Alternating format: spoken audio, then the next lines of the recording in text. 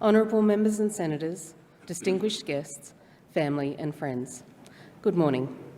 This is the first ceremony of the opening of the 47th Parliament of the Commonwealth of Australia. Dr Aunty Matilda House-Williams, Ngambri and Ngunnawal Elder, will welcome us to the traditional country on which Parliament House stands.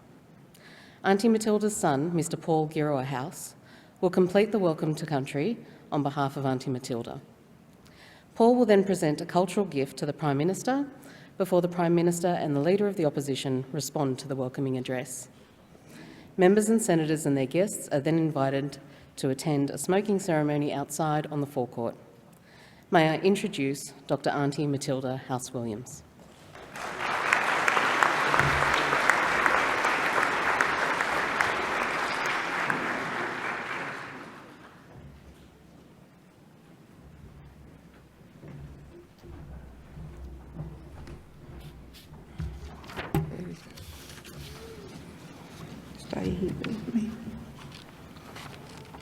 Welcome.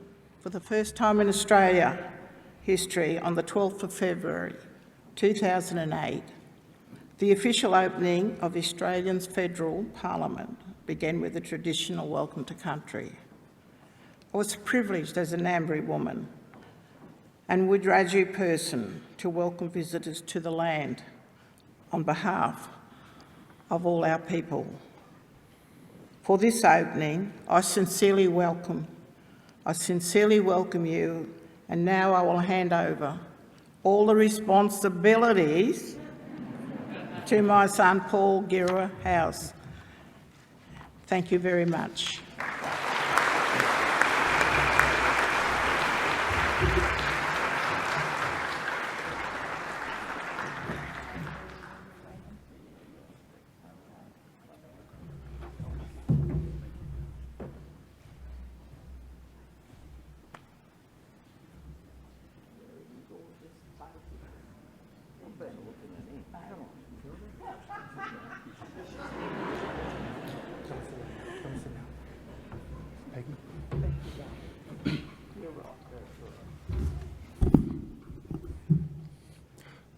Mandangu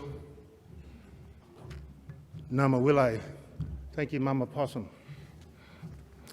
Jumburuburu Marambang Naramarang Yilangalangbu Gibabango Wugabu Migaibu Diranilbang Mayin.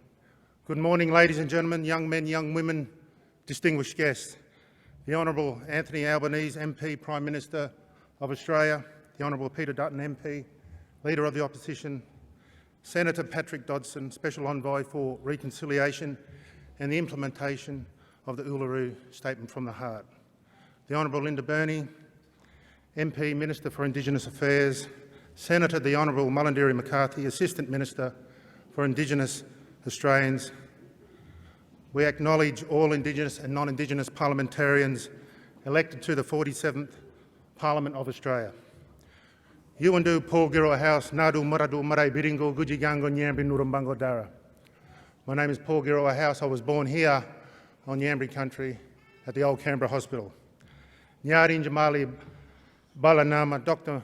Matilda Williams House, Maradu Dirangambira, Rambi, Galari Gulwara, Hollywood Aboriginal Reserve, Yass, Nyambri Nurumbango. My respects to my mother, Dr. Matilda Williams House, born and raised on Arambi, Mission Kara, Hollywood Aboriginal Reserve, Yass, and Nyambri country. Respecting our old men, Henry Black Harry Williams, born in Namaji in 1837. His father, Jindamon Nonyong, was born at Wiriwa, Lake George, and was given a traditional burial here on country on the Murrumbidgee River in 1952. We honour our matriarchs and our patriarchs. Because of them, we can. Nyari Njamali Nyambri Gumal Wogalu Wallabala, Nunawa Nagariga, Wiradri Mujigang Yanambu Jayandu. My respects to Nyambri Gumal Wogalu Wallabaloa, Nunawa Nagariga, Wiradri elders past and present. Nari Njamarabu Mujigango Nurumbanjagu Nini Yidadu Mayin. My respects to all elders and people from all nations here today. Nadu Wurugabigi Balabambu Gubu Balagi Bangubu Guingulila Dumbali now Murawai Marambu. We listen to our ancestors, the old people. They show us the right path. Guingulila Wallamali now, Bilingali now, Yamamali now. They take care of us, they help us, they protect us. Mambawara, Naminyagu, Wuragabinya, Wuradarego, Winningalago, Baligo. Looking to see, listening to hear, and learning to understand. Yinjamara, Yinjamal Gijo. Respect, be gentle, be polite, be patient, give honour, take responsibility. Yinjamara, Wirambira, Marandogobo, Giragobo, Yandogobo. Respect is taking responsibility for the now, the past, the present and the future. With this welcome to country, our main aim as local custodians is to establish an atmosphere of mutual respect through the acknowledgement of our ancestors and the recognition of our rights to declare our special place in the pre and post history of the region. The name Canberra is derived from the name of our ancestral group and people, the Nyambri. The name Canberra was gazetted on the 22nd of January 1884. Evidence of our occupation, our statehood, our ownership can be seen everywhere throughout the country. Our signature is in the land, not just our DNA. Muramaginya Yinjamara Muramuru Wirambiradara. Living a respectful way of life cares for country. Yinjamara Wingirumbanana Nuru Balabua Gua Gambira Banganara Nara. Respect is in the fires that warms the camp and the possum skin cloak that shelters all. Yinjamara Bala Magamnawa Wijinga Yina Wangara Daganda Baba Yiranigu. Respect is how women dig in the earth for yams. Yinjamara Magagiri Biringa Bogongo Dirida. Respect can be found in the journey of the Bogong moths in the mountains. Yinjamara Bala Birida Bina Bina Ya Willa Willa Will Wuru and Nurumbango. Respect is in the rivers and the breeze quietly moving through country. The law of the land says you must respect and honour all people and all parts of the country. With this welcome, we ask that you will respect the law of our country. Yinjamala Mayin Galangbu, Yandu Mayin Galangdu, Yinjamal Giri Yinyoga, give honour. Be respectful, be polite, be gentle and patient with all. Then people will respect you. Maragalada, Wale Mayin, Mayin Galang. Hold fast to each other, empower the people. Yinjamara Yamba One, Muran Waginya, Buradure. Respect everything living and growing. Please look after the land and the rivers, and the land and the rivers will look after you. Australia has recently celebrated Reconciliation and NAIDOC Week with the themes Walangunmala Maramara Gurai, Be Brave, Make Change, Dirayawana Murawara, Nawambira. Get up, stand up, show up. We should reflect for a moment on the significance of this occasion by honouring the heroes among our First Peoples who over 234 years have maintained the integrity of our ancient connection to our lands against relentless forces to extinguish us by successive generations of colonisers. So many thousands of our people, and these events are barely acknowledged in Australia's popular history, and they will never be forgotten by our First Peoples living today and for those who are yet to be born. Niani Gingo Yinjamara Wiradjuri Mulyalang. We honour our Wiradjuri elders, Nangar, Jimmy Clements and Johnny Noble, who walked Murada from Brungle Mission on track in 1927 to attend the opening of the Provisional Parliament House. We honour the First Nation leaders of the Pilbara and the Western Desert, the Mangu, who in 1946 led their people in Australia's longest ever strike, which broke the back of the oppressive pastoral feudalism. We honour the Yolngu people who fought against their dispossession and produced the Yirrkala Bark Petition in 1963, which hangs as a national treasure in Parliament House and led to this Parliament passing the historic Northern Territory Aboriginal Land Rights Act 1976. We honour the University of Sydney students led by the great Charles Perkins, who in 1965 with unstinting courage confronted the discrimination against our people across New South Wales in the Freedom Rides. We honour Vincent Lingari, who led the Gurindji people to walk off Wave Hill Station in the Northern Territory in 1966 in a fight against injustice and for recognition.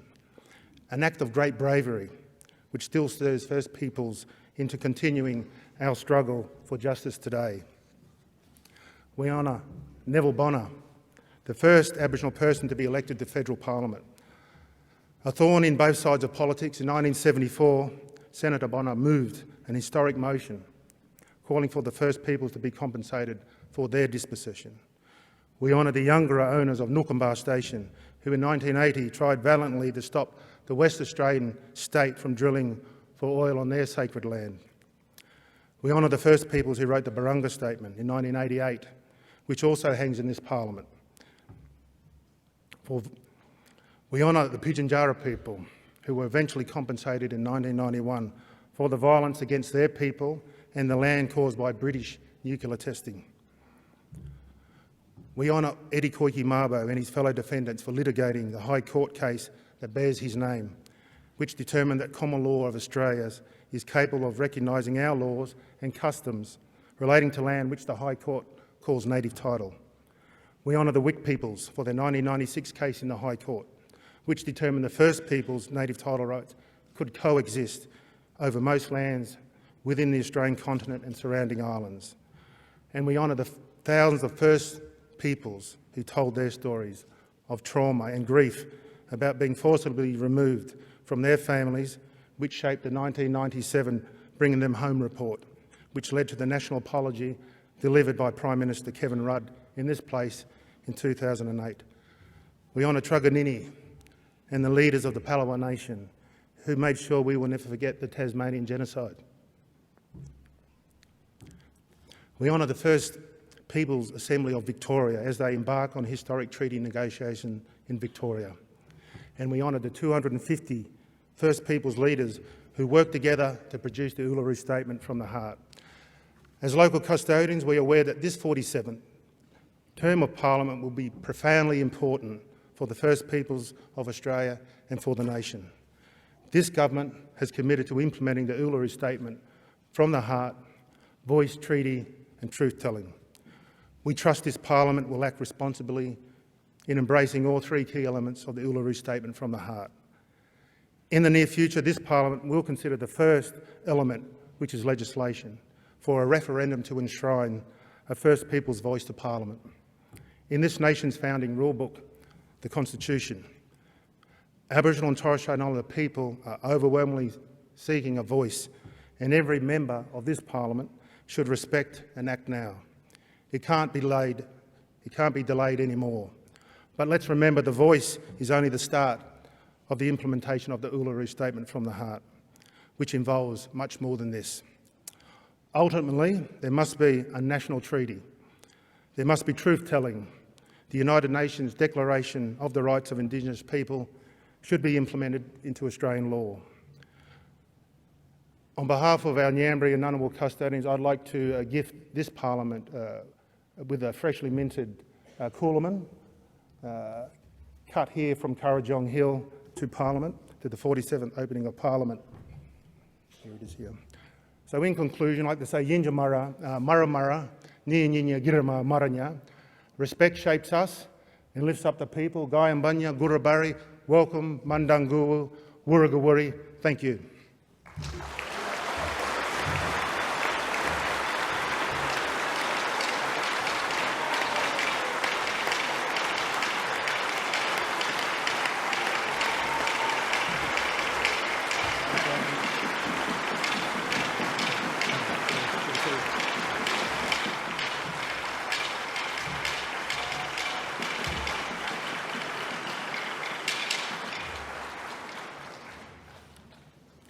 Thank you very much, Auntie Matilda and Paul.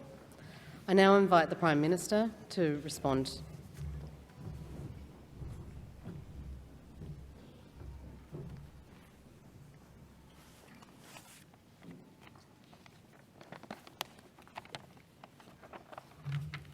Well, Paul, how do you respond to that?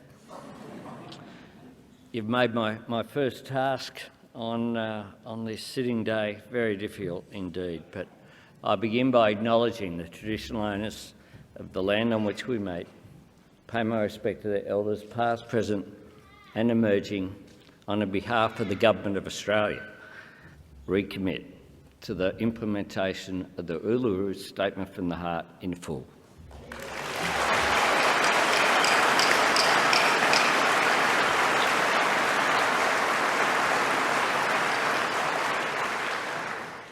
And I thank you, Paul and Auntie Matilda, for the wonderful welcome to country and honouring us with your presence here. I acknowledge Peter Dutton, the Leader of the Opposition. I acknowledge other members and senators who are here, but in particular, I acknowledge the record number of First Nations people who've been elected to represent their local constituencies in the House of Representatives and the Senate. It is a very good thing indeed.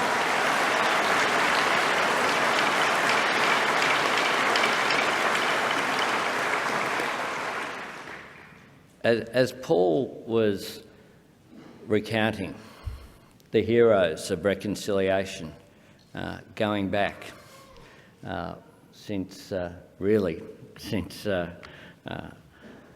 people walked to the opening of Parliament down the road here, the old Parliament in 1927, the temporary one, but going through the history of struggle, it strikes me that with every one of those historical events, there is no one in this room, and I doubt whether there's anyone in Australia, who would say, gee, I wish that hadn't have happened.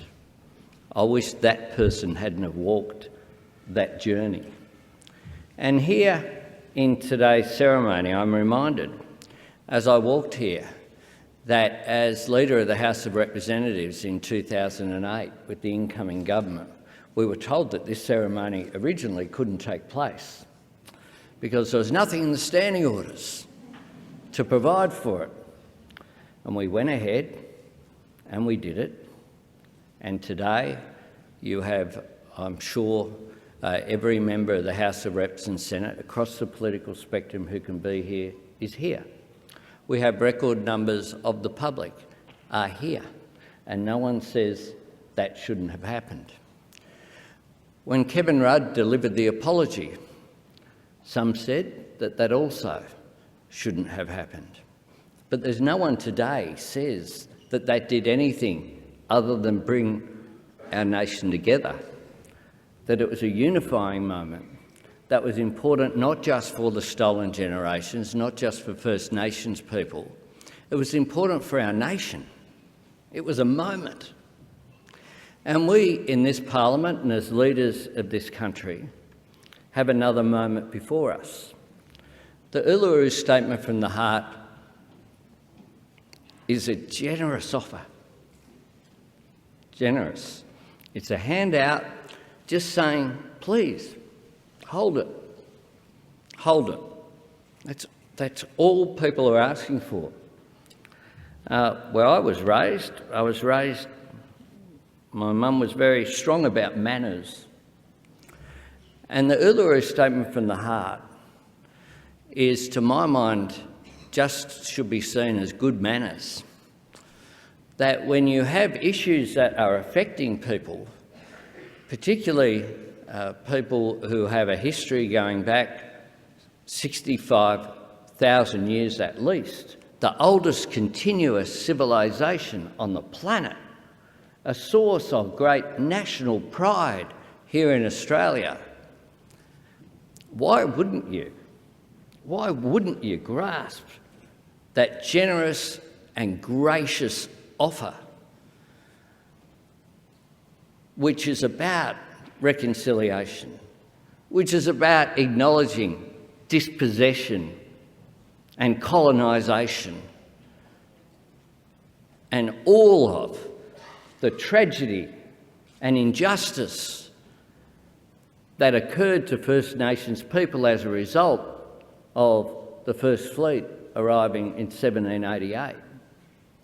Now, I know that Australians, in the way that they deal with their lives, are generous towards their neighbours, towards their community, and towards the whole country. We've seen that, and we see it replicated by the fact that people are wearing masks here today.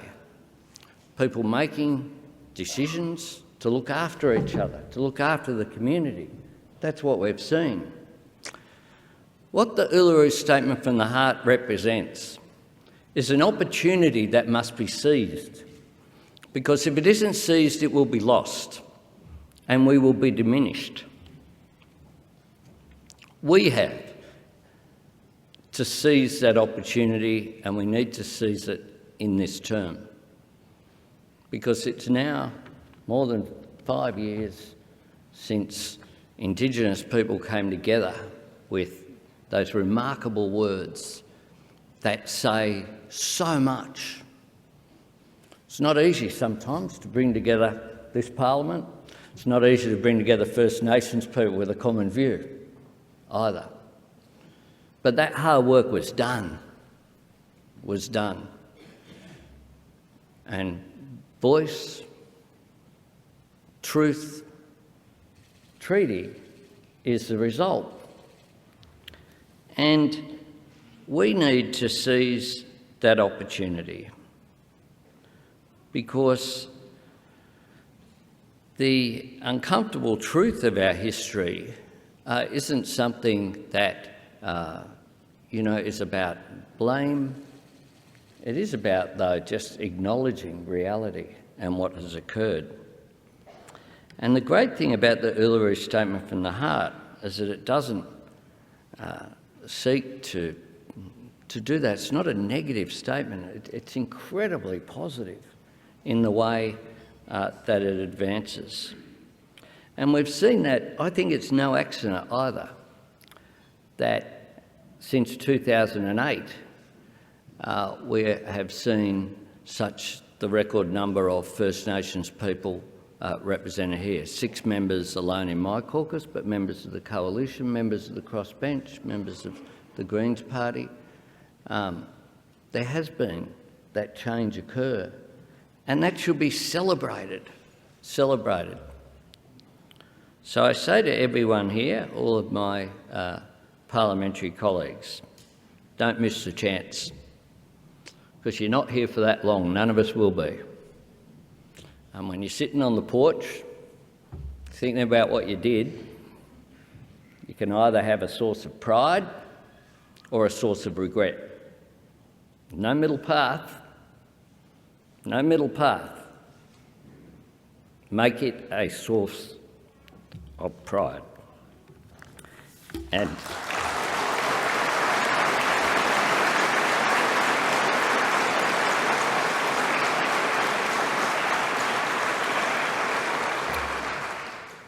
And we're not talking about, ancient history here. How good is it that in the last Parliament we had the Honourable Ken Wyatt, an Indigenous man, representing the Parliament as the Minister for Indigenous Affairs. And now we have, in the new government, Linda Burney representing being the Minister for Indigenous Affairs. Linda Burney's story underlines not just how repugnant the days of legalised discrimination were, but how recent and how raw the wounds of our past still are. But her story does also remind us of the significant changes that have occurred just in my lifetime. In my lifetime, the 1967 referendum, the Mabo decision, the national apology, the welcome to country to mark the opening of Parliament. A testament to all those who worked so hard to awaken our national conscience. A testament to the courage and perseverance of First Nations leader, and that history inspires us to further progress. Linda is a very dear friend of mine, and there's no one I'm closer to in this show. And in part, her story inspires me, because if my beginnings and life had dealt with that hardship, you'd like to think you'd respond with generosity and kindness. But gee, you wouldn't blame someone for not doing that. And that's what strikes me about reconciliation and going forward. Matilda gave the first Welcome to Country ceremony here at this Parliament House. And she said this: "For thousands of years, our people have observed this protocol. It is a good and honest and a decent and human act to reach out and make sure everyone has a place and is welcome." It says a lot. May the humility and hope infused in her remarkable words be what guides us in the 47th Parliament.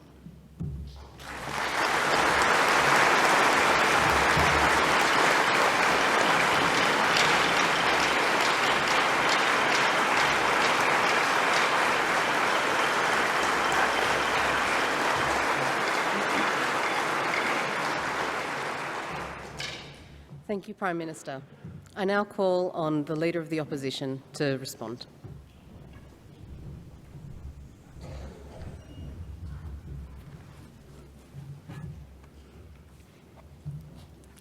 Ladies and gentlemen, good morning. Can I say, Prime Minister, thank you very much for those warm words, the heartfelt words, and felt by everyone here, and I know that they were spoken very sincerely, so thank you very much for those fine words. I acknowledge the traditional owners of land on which we meet today, the Ngunnawal and Ngambri people. Acknowledge their elders, past, present and emerging, and in particular the two wonderful elders who are here on the stage today. Aunty Matilda, you've graced this place for many years, and you bring not only great dignity but a great sense of humour as well, and the way in which you've represented your people, and at many ceremonies over a long period of time you've shown great distinction and great honour to your family and to your heritage. And Paul, of whom you're incredibly proud, thank you for your speech today as well, for the very powerful words and for the way in which you've provided leadership. And we've enjoyed very much the conversations and the way in which you've engaged with parliamentarians. I also want to acknowledge Linda Burney and the Shadow Minister, Julian Lisa, to all of my parliamentary colleagues, to everyone here today to share in this moment. To make sure that as a Parliament and as a former Defence Minister, we also pay our respects to the Aboriginal and Torres Strait Islander men and women who have served our nation in the past and continue to do so today. Ladies and gentlemen, members of Parliament, senators, colleagues, friends and fellow Australians, as is tradition, we open Parliament with the Welcome to Country. The words we heard this morning carry a strong message of unity. A welcome to country made in the spirit of peace and a desire for harmony with all peoples of modern Australia. It reminded me how lucky we are to live in a peaceful and a harmonious society, particularly compared to other parts of the world this very day. I recall the words of Noel Pearson, who said, "Our nation is in three parts. There is an ancient heritage written in the continent and the original culture painted on its land and seascapes. There is our British inheritance, the structures of government and society transported from the United Kingdom, fixing its foundation in the ancient soil.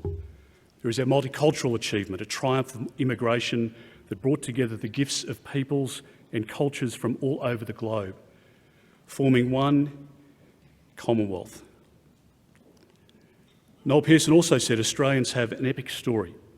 It's one of the greatest epic stories of this planet. We will recognise the scale of our story when we recognise each other. This, the 47th Parliament of Australia, will be an important one for Indigenous Australians, indeed for all Australians. It's a parliament with record levels of Indigenous representation, as the Prime Minister rightly pointed out. We're incredibly proud of the fact that we have 8 senators, 3 members of the House of Representatives as part of this 47th Parliament. I acknowledge my colleagues today, Liberal Senators Jacinta Price and Senator Karen Little. It's a great honour to share this stage with you. As we know, there is an incredible amount of work in front of us to improve the lives of Indigenous Australians, to do what past governments, both Liberal and Labor, and leaders in our communities have strived to do but fallen short in their endeavours. That is to lift standards of living, to generate better educational outcomes, to address domestic violence and crime, and to reduce mortality rates. So together, colleagues, let this 47th Parliament of Australia bring us together to implement practical changes which will improve the lives of Indigenous Australians. Thank you.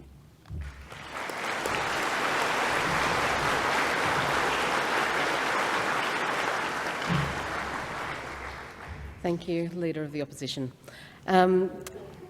Hello everyone. This morning we will conclude the Welcome to Country ceremony shortly with a smoking ceremony outside on the forecourt. The usher of the Black Rod and I will lead a procession out there with the performers and Auntie Matilda and Paul House, and also the Prime Minister, Leader of the Opposition and their guests, and also the distinguished guests in the first 2 rows. After that, any members, senators or their guests who would like to join us, please do so outside. But before we do that, can you please join me in thanking Dr. Auntie Matilda House-Williams, Paul Girawa House, and their performers and dancers this morning. Thank you.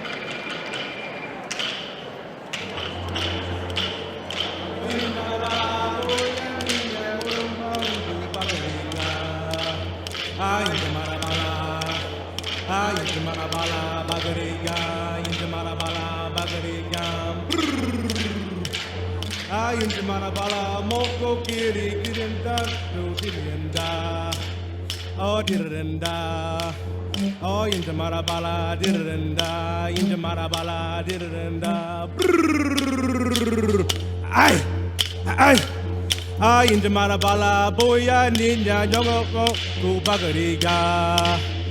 Inja marabala bagariga. Inja marabala bagariga. Inja marabala moku kiri bogongu go dirinda. Inja marabala. Inja marabala dirinda. Inja marabala dirinda. I in the Marabala, Bogo Giri, Bogongo, go didn't I in the Marabala didn't in the Marabala didn't I in the Marabala, Boya Ninja, Mogogo, go didn't I in the Marabala didn't in the Marabala didn't I in the Marabala, Boya Ninja, go Bagariga.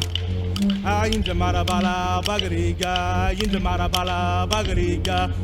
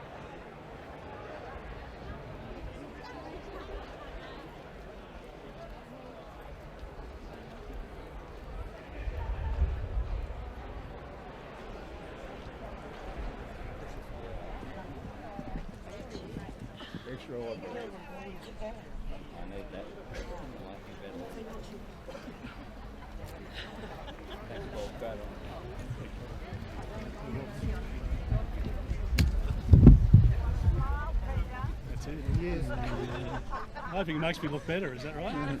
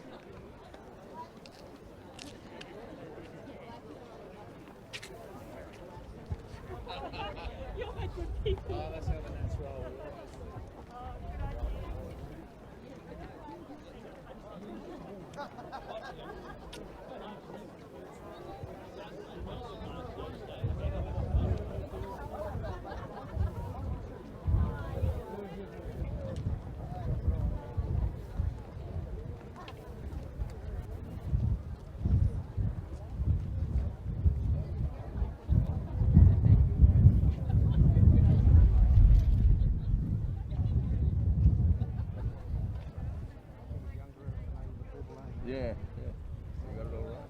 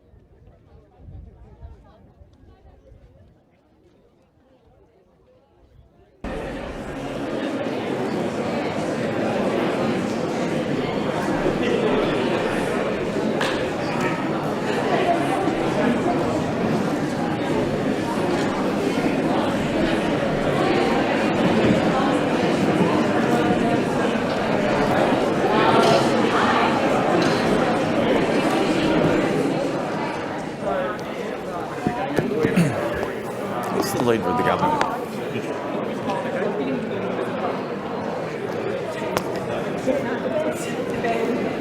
I'll wait for Senator Wong.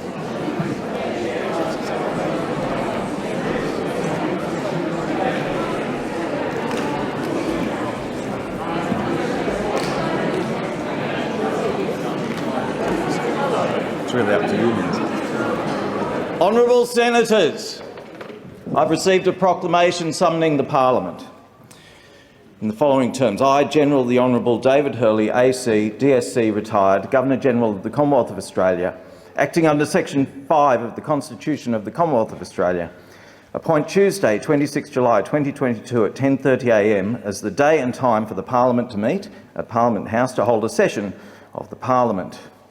And I summon all Senators and members of the House of Representatives to meet at that day, time and place. Signed and sealed with the Great Seal of Australia on 20 June 2022, David Hurley, Governor-General, countersigned by His Excellency's Command, Anthony Albanese, Prime Minister. Honourable Senators, the Deputy of His Excellency the Governor-General and the Honourable Justice Gageler.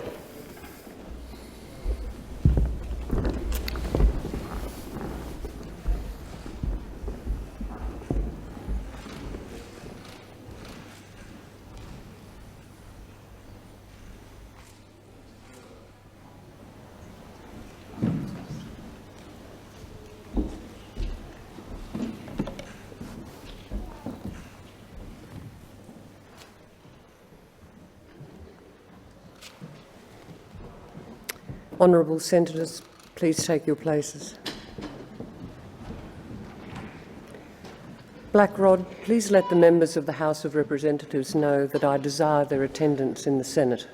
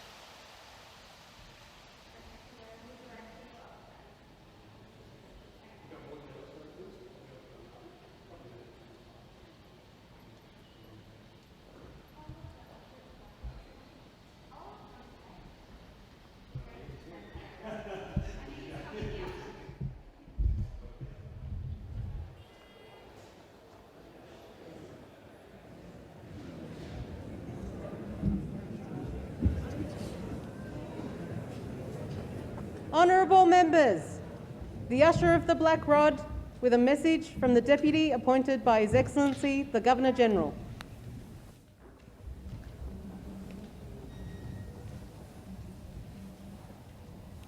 Honourable members, the Deputy of His Excellency the Governor-General desires your attendance in the Senate.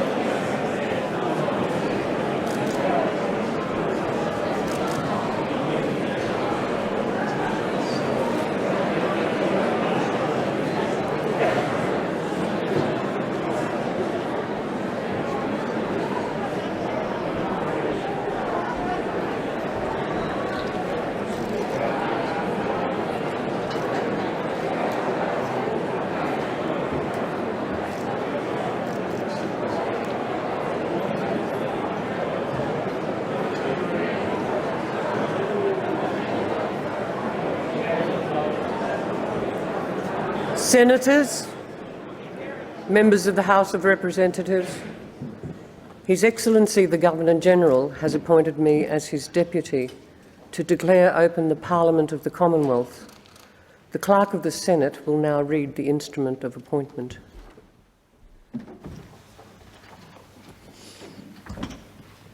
Appointment of a Deputy to the Governor-General to declare open the Parliament.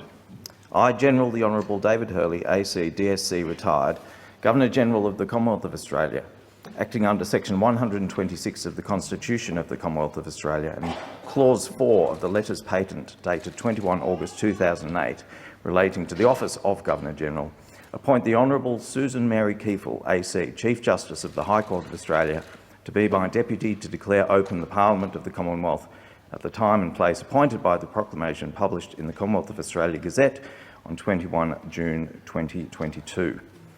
Dated 7 July 2022, David Hurley, Governor-General. Countersigned by His Excellency's Command, Anthony Albanese, Prime Minister.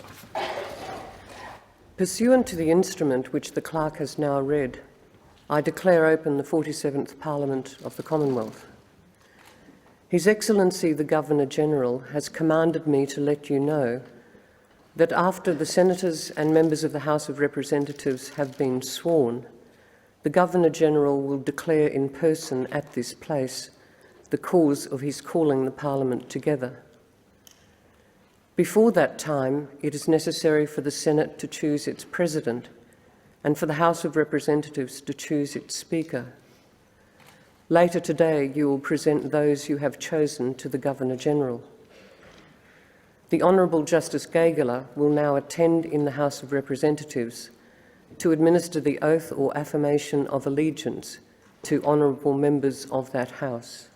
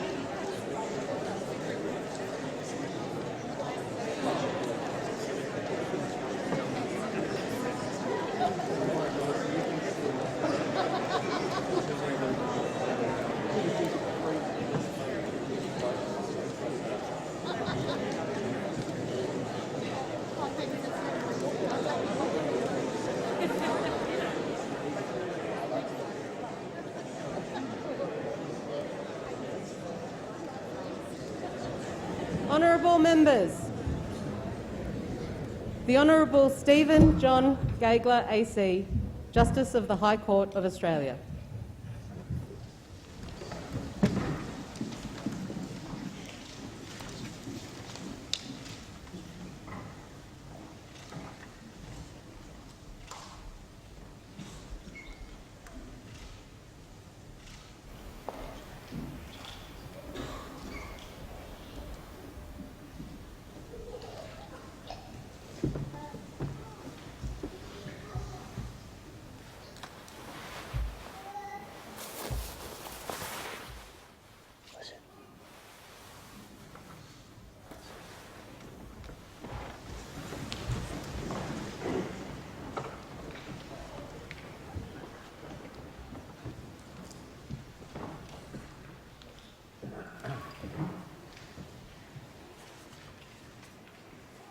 Authority to administer the oath or affirmation of allegiance to members of the House of Representatives.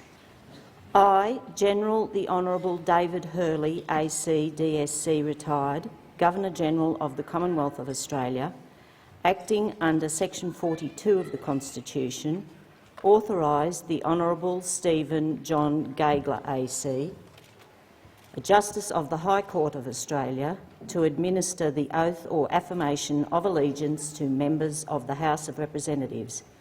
Dated the 20th of June 2022, David Hurley, Governor-General, by His Excellency's command, Anthony Albanese, Prime Minister.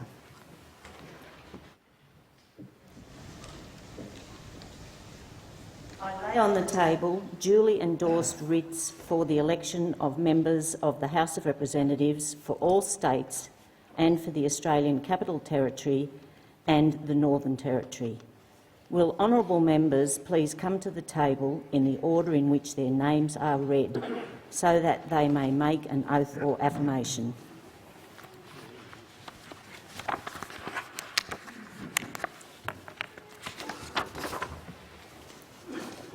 Graindler, Anthony Norman Albanese.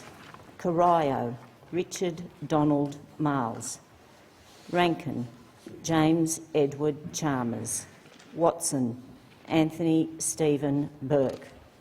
Barton, Linda Jean Burney. Sydney, Tanya Joan Plibersek. Ballarat, Catherine King. Franklin, Julie Marie Collins. Hindmarsh, Mark Christopher Butler. McMahon, Christopher Isles Guy Bowen.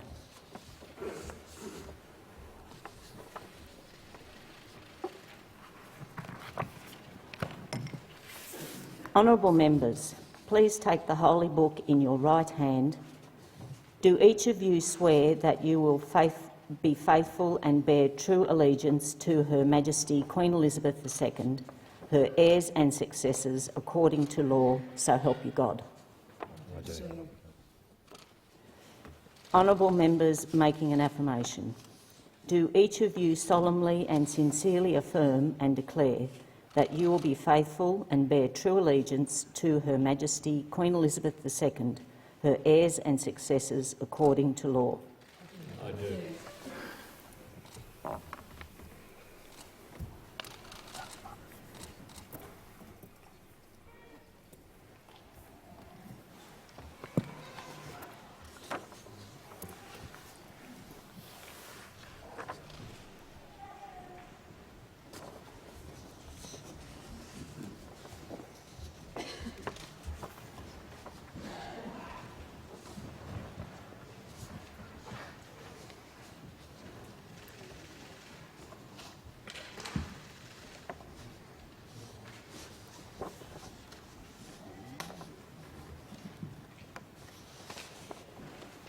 Kingston, Amanda Louise Rishworth. Maribyrnong, William Richard Shorten. Isaacs, Mark Alfred Dreyfus. Greenway, Michelle Ann Rowland. Gorton, Brendan Patrick O'Connor. Blaxland, Jason Dean Clare. Hotham, Claire Ellen O'Neill. Brand, Madeline King. Chifley, Edem Nuruddin Husi.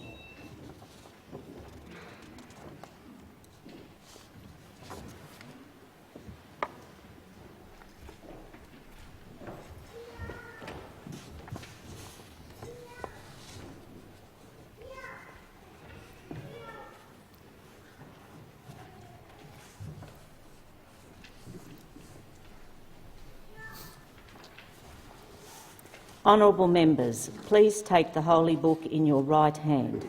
Do each of you swear that you will be faithful and bear true allegiance to Her Majesty, Queen Elizabeth II, her heirs and successors according to law? So help you God.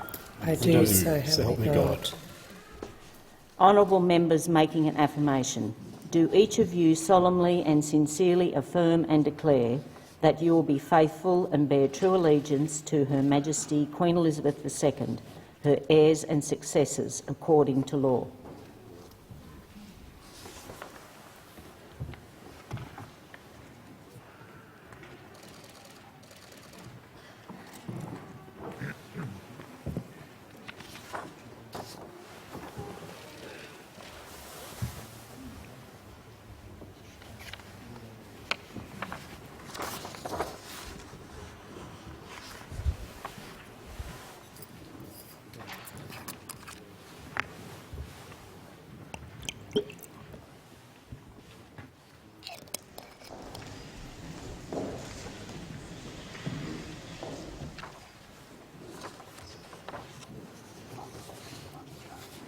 Lily Annika Wells. Whitlam Stephen Patrick Jones. Burt Matthew James Keogh. Scullen Andrew James Giles. Shortland Patrick Martin Conroy. Cowan Anne Arley. Eden Monero Christy Louise McBain.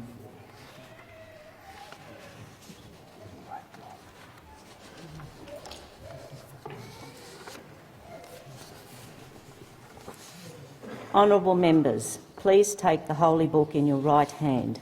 Do each of you swear that you will be faithful and bear true allegiance to Her Majesty Queen Elizabeth II, her heirs and successors according to law? So help you God.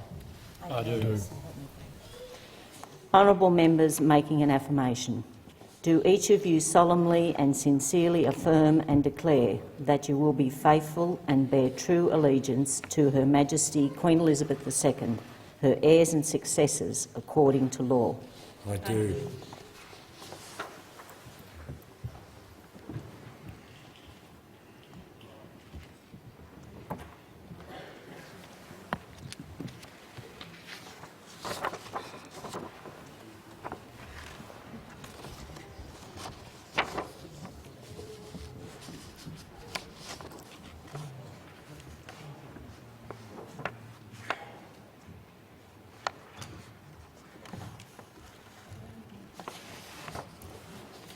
Dixon Peter Craig Dutton. Maranoa David Kelly Littleproud. Farrer Susan Lee. Hume Angus James Taylor. Bradfield Paul William Fletcher. Araura Julian Martin Lisa. McPherson Karen Leslie Andrews. Wannon Daniel Thomas Tehan. Canning Andrew William Hasty. New England. Honourable members, please take the Bible in your right hand. Do each of you swear that you will be faithful and bear true allegiance to Her Majesty Queen Elizabeth II, her heirs and successors according to law? So help you God. I do, so help me God.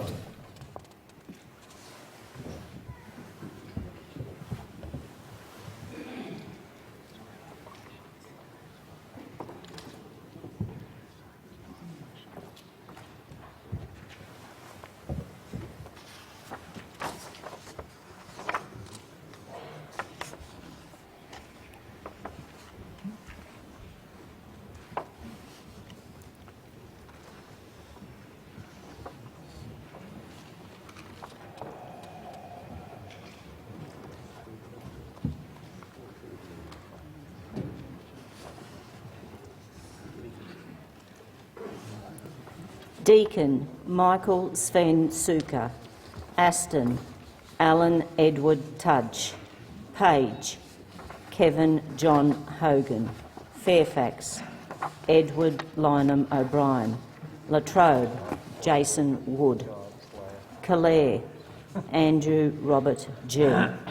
Fadden, Stuart Roland Robert. Riverina, Michael Francis McCormick. Petrie, Luke Ronald Howarth. Moncrief, Angie Marion Bell.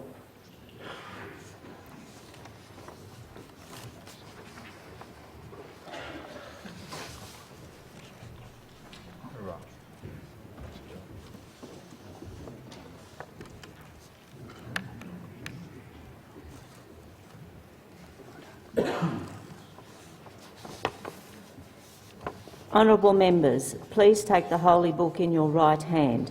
Do each of you swear that you will be faithful and bear true allegiance to Her Majesty Queen Elizabeth II, her heirs and successors according to law, so help you God? I do, so help me God. Honourable members making an affirmation, do each of you solemnly and sincerely affirm and declare that you will be faithful and bear true allegiance to Her Majesty Queen Elizabeth II, her heirs and successors according to law? That didn't work.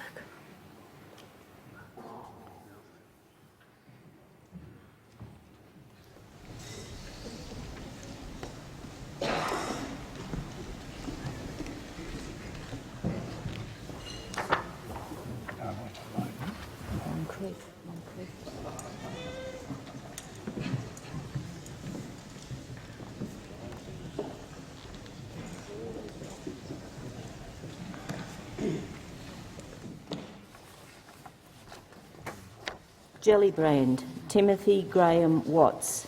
Kingsford Smith, Matthew James Thistlethwaite. Cooper, Geraldine Mary Carney. Richmond, Maria Justine Elliott. Dobell, Emma Margaret McBride. Fenner, Andrew Keith Lee. Perth, Patrick Possum Gorman.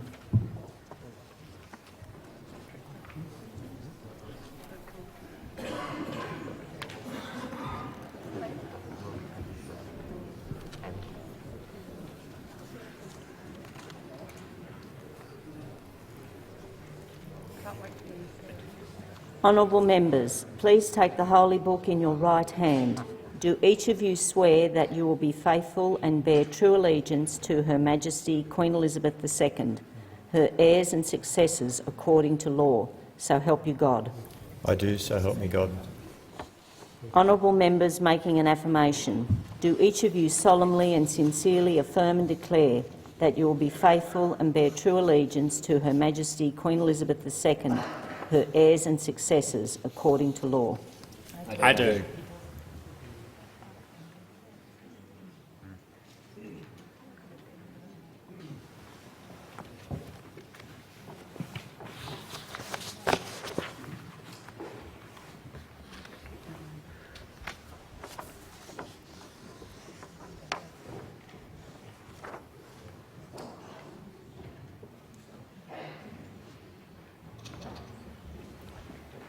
Capricornia, Michelle Leanne Landry. Cowper, Patrick John Conahan. Herbert, Philip Thompson. Malley, Anne Elizabeth Webster. Forrest, Nola Bethwen Marino. O'Connor, Richard James Wilson. Lindsay, Melissa Iris McIntosh. Barker, Anthony Passon. Braddon, Gavin Bruce Pearce.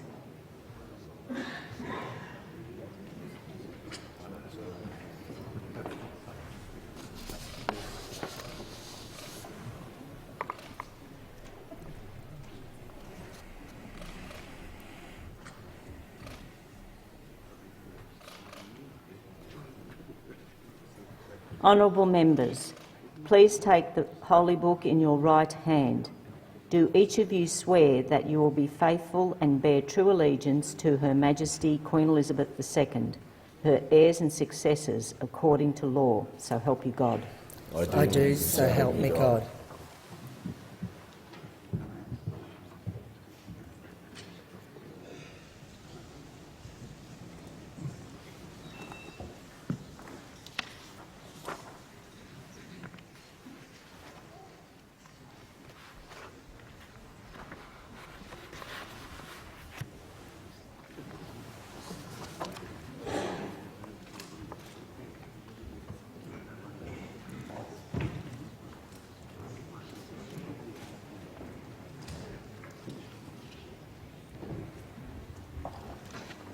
Patterson, Meryl Jane Swanson.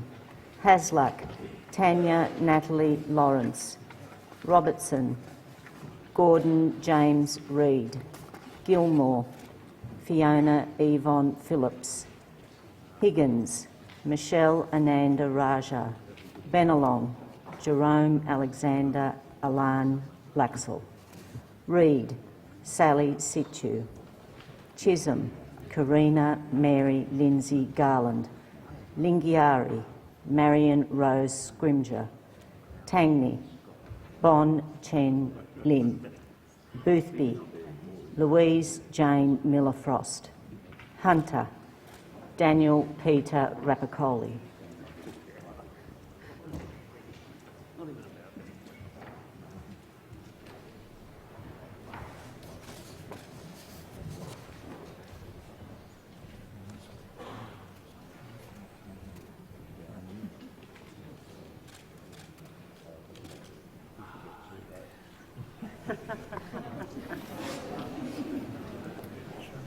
Honourable members, please take the Holy Book in your right hand. Do each of you swear that you will be faithful and bear true allegiance to Her Majesty Queen Elizabeth II, her heirs and successors, according to law. So help you God. So help me God. Honourable members making an affirmation, do each of you solemnly and sincerely affirm and declare that you will be faithful and bear true allegiance to Her Majesty Queen Elizabeth II, her heirs and successors, according to law? I do.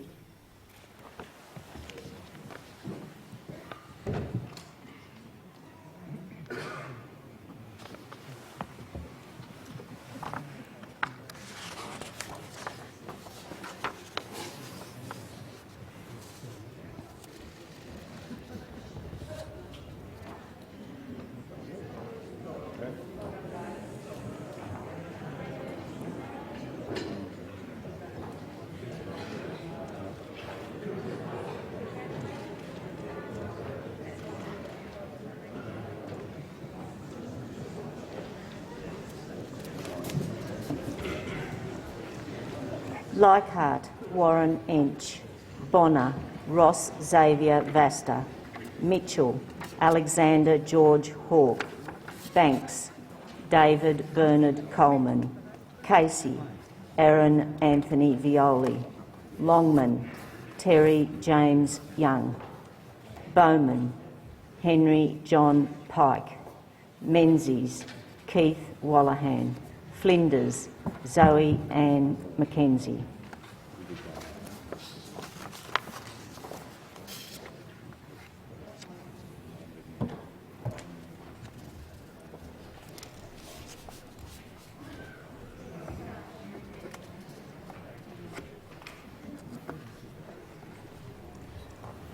Honourable members, please take the Holy Book in your right hand. Do each of you swear that you will be faithful and bear true allegiance to Her Majesty Queen Elizabeth II, her heirs and successors, according to law, so help you God? I do, so help me God. Honourable members making an affirmation, do each of you solemnly and sincerely affirm and declare that you will be faithful and bear true allegiance to Her Majesty Queen Elizabeth II, her heirs and successors, according to law? I do.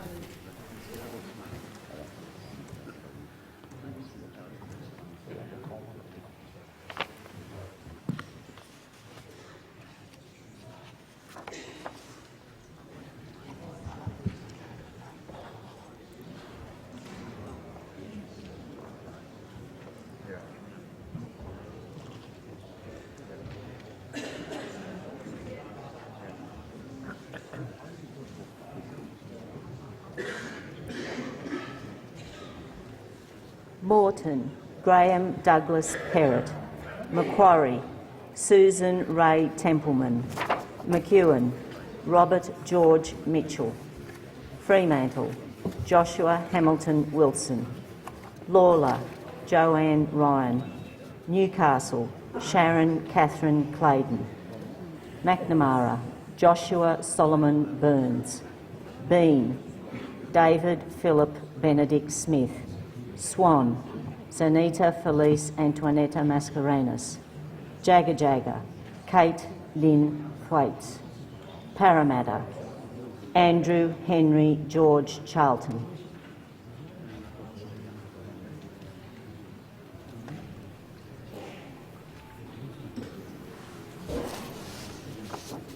Honourable members, please take the Holy Book in your right hand.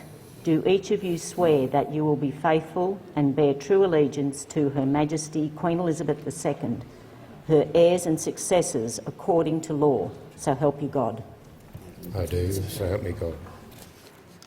Honourable members making an affirmation, do each of you solemnly and sincerely affirm and declare that you will be faithful and bear true allegiance to Her Majesty Queen Elizabeth II, her heirs and successors according to law?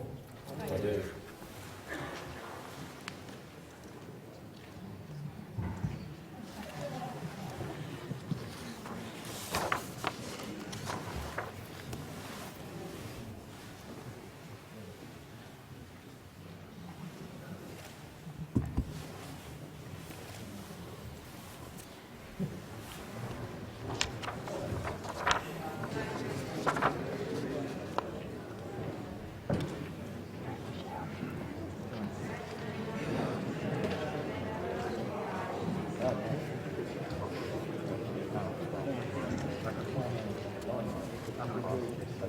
Ford, Albertus Johannes van Manen.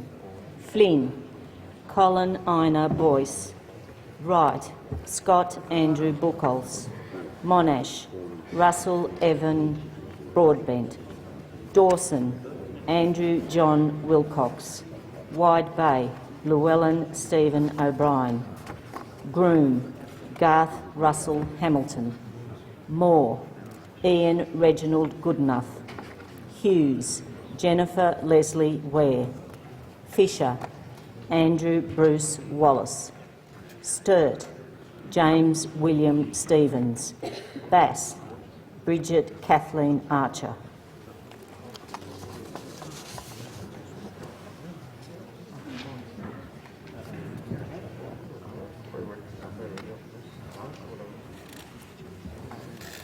Honourable members, please take the Holy Book in your right hand. Do each of you swear that you will be faithful and bear true allegiance to Her Majesty Queen Elizabeth II, her heirs and successors according to law, so help you God? I do, so help me God.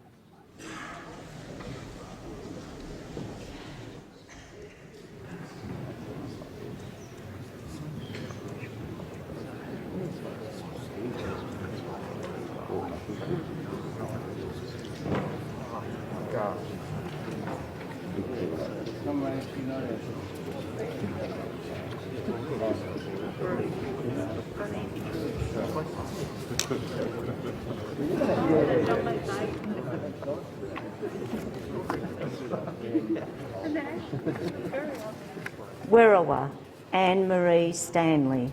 MacArthur, Michael Randolph Freelander. Wills, Peter Halil. Macon, Antonio Zappia. Pearce, Tracy Gardner Roberts. Bruce, Julian Christopher Hill. Canberra, Alicia Emma Payne. Blair, Shane Kenneth Newman. Bendigo, Lisa Marie Chesters. Hawke, Samuel Thomas Ray. Holt, Cassandra Juanita Fernando. Adelaide, Stephen Georgianis.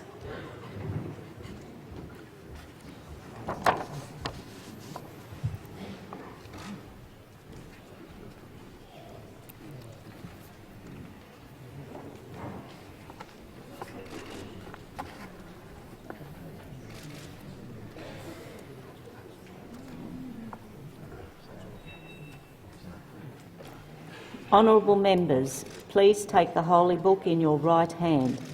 Do each of you swear that you will be faithful and bear true allegiance to Her Majesty Queen Elizabeth II, her heirs and successors, according to law, so help you God? So help me God. Honourable members making an affirmation, do each of you solemnly and sincerely affirm and declare that you will be faithful and bear true allegiance to Her Majesty Queen Elizabeth II, her heirs and successors, according to law? I do.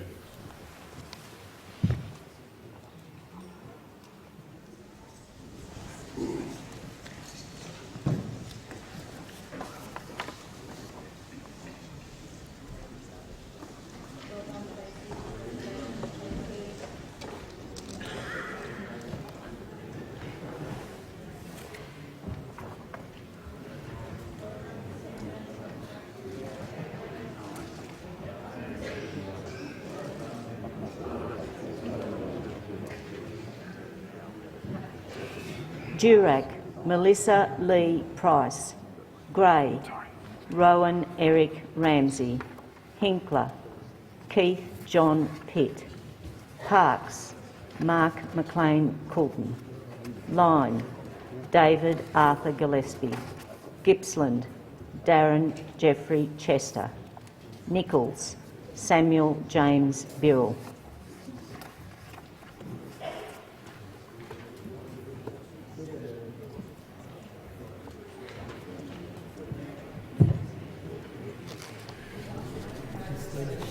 Honourable members, please take the Holy Book in your right hand. Do each of you swear that you will be faithful and bear true allegiance to Her Majesty Queen Elizabeth II, her heirs and successors, according to law, so help you God? I do, so help me God. Honourable members making an affirmation, do each of you solemnly and sincerely affirm and declare that you will be faithful and bear true allegiance to Her Majesty Queen Elizabeth II, her heirs and successors, according to law? I do.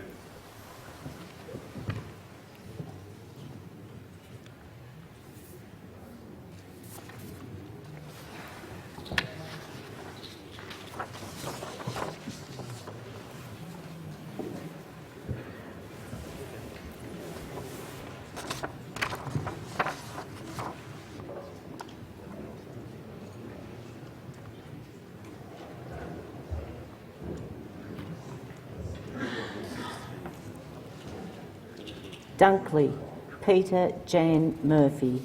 Cunningham, Alison Joy Burns. Fraser, Daniel Molino. Oxley, Dugald Milton Dick. Lyons, Brian Keith Mitchell. Corangamite, Elizabeth Ann Coker. Spence, Matthew Paul Burnell. Solomon, Luke John Gosling.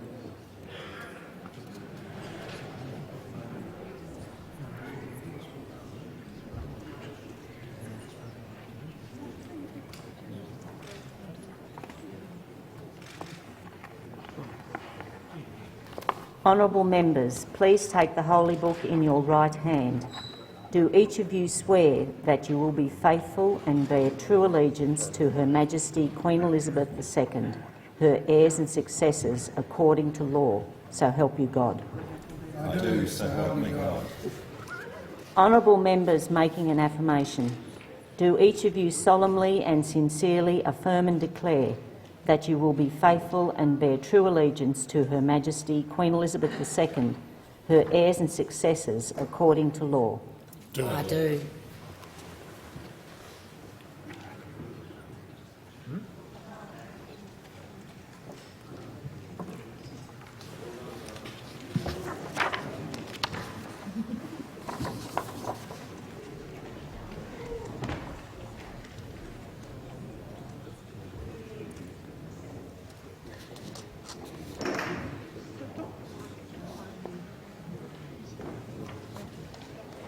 Griffith, Max Chandler Mather. Ryan, Elizabeth Watson Brown. Melbourne, Adam Paul Bant. Brisbane, Stephen James Bates. Indi, Helen Mary Haynes. Clark, Andrew Damien Wilkie. Mayo, Rebecca Karina Shea Sharkey. Kennedy, Robert Carl Catter.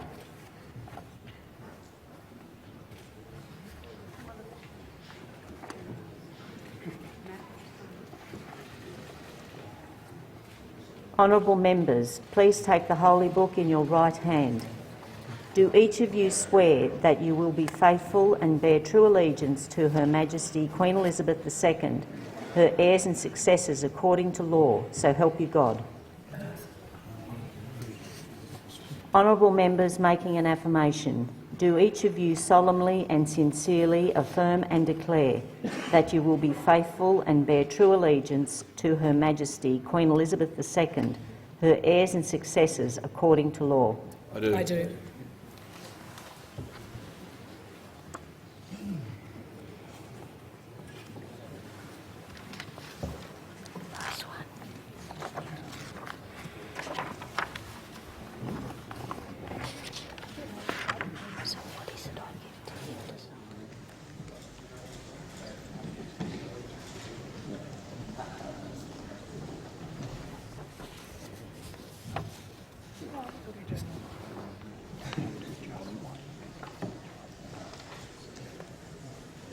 Curtin, Catherine Ella Cheney. McKellar, Sophie Anna Scomps. Fowler, Dai Trang Lee. Kooyong, Monique Marie Ryan. Wentworth, Allegra May Spender. Goldstein, Zoe Daniel. North Sydney, Kylea Jane Tink. Warringah, Zali Stegel.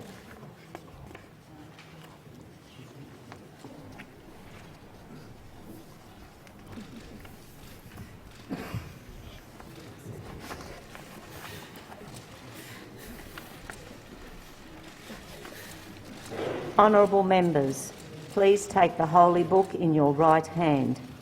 Do each of you swear that you will be faithful and bear true allegiance to Her Majesty Queen Elizabeth II, her heirs and successors according to law, so help you God? I do, so help me God. Honourable members making an affirmation, do each of you solemnly and sincerely affirm and declare that you will be faithful and bear true allegiance to Her Majesty Queen Elizabeth II, her heirs and successors according to law? I do.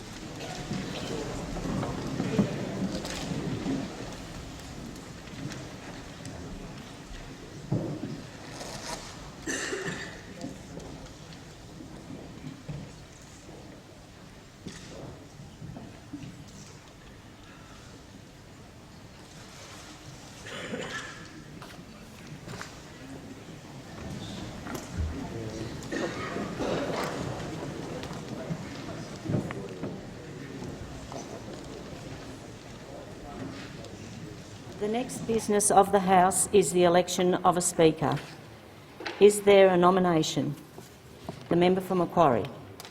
Madam Clerk, I move that the member for Oxley, Milton Dick, take the chair of this House as Speaker of the Parliament. I arrived in this place at the same time as the member for Oxley in 2016. Our friendship was not hindered by the fact that we come from different states, we come from different parts of the Labor Party, and we represent very different constituencies. In fact, our differences have helped. My respect and affection for the member for Oxley is based on what I have come to know of him in those 6 years. He is a generous soul, an attribute very welcome in this place, and would stand him in good place from that chair. He is thoughtful, reasonable and listens carefully, all essential Speaker skills. He speaks with care, with warmth and with authority. What many in this place may not know is his prodigious memory for numbers, particularly political numbers. And in fact, he knows percentages in my seat better than I do. Admittedly, they were at times very small numbers to recall. But that will also stand him in good stead if he were elected Speaker of this place. One thing we have in common is a commitment to educating school students in our democracy, a commitment shared by a previous Speaker, the former member for Casey. And what better role to do that from than the Speaker's chair? I know the member for Oxley would bring to the role of Speaker an ability to make the Parliament a more welcome and diverse place to visit and experience. From the start of his time here, he showed a deep interest in the rules of this place. I recall the odd misstep in his early years that saw him ejected from this place, but he learned from those experiences and has worked tirelessly to improve the tone of this place. Not only has he been a member of the Speaker's panel, but as Deputy Chair of the Procedures Committee for 6 years, he's helped rewrite and recommend changes to the standing orders alongside the member for Bonner. Similarly, the member for Oxley has been a member of the Joint Standing Committee on Electoral Matters for all of that time, continuing a deep commitment to maintaining the integrity of democratic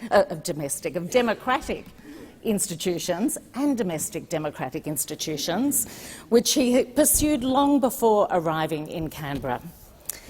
While he's been well able to engage in vigorous debate in this chamber, I know from my discussions the deep commitment he has to improving the tone, temperament and tenor of this place. I hope that all of us in this House will be willing to join him on a journey that he would lead us on as the Speaker of the 33rd Parliament. Oh, I think I'm getting my numbers wrong there, Milton. As the 33rd Speaker of the Parliament, you can see why I need him for the numbers. Respect is never just given, it's earned, and I already see the respect with which the member for Oxley's contributions from the floor have been received, and I have no doubt that he would earn this House's respect in his role as Speaker. So it is with great honour that I nominate the member for Oxley, Milton Dick, to be the Speaker of the Parliament. Yeah. Is the motion seconded? The member for Bendigo. Thank you. It is my privilege to second the nomination of my good friend, the member for Oxley, for the role of Speaker. I have known the member for Oxley for almost 25 years. Yes, we were members of Young Labor. Back then I was loud, ranting and protesting, as the left usually does, and the member for Oxley was calm, considered and focused. Some may say, what's changed? The member for Oxley is still calm, considered and focused on solutions.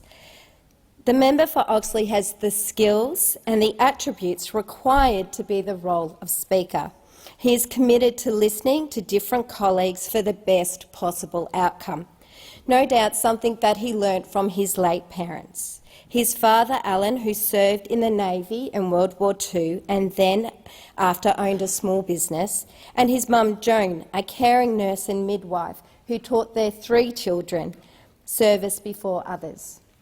Members of his family are gathered here today in the gallery. 5 strong women, sister and cousins who are more like sisters. And I am told he's the glue that keeps everyone connected. Everyone in this place who knows the member for Oxley knows this to be true. If you've worked with him on a committee or a delegation, you would know that he is inclusive and reaches out across the party spectrum to find common ground or just catch up for a cup of coffee. The member for Oxley has the experience for the role of Speaker. Before his time in this place, he was a Brisbane City Councillor, do not hold that against him, for 8 years, before becoming the member for Oxley, which he has proudly served for 6. He has served on the Speaker's panel and various committees with distinction and a work ethic that he will bring to the role of Speaker. The member for Oxley embodies what it means to be a member of the House of Representatives. He is a grassroots, hard-working local MP. He is a trade unionist. When he is in his electorate, you will find him at a mobile office, a workplace, a local community, faith or multicultural event. The Oxley electorate is a diverse community of around 50,000 people born overseas.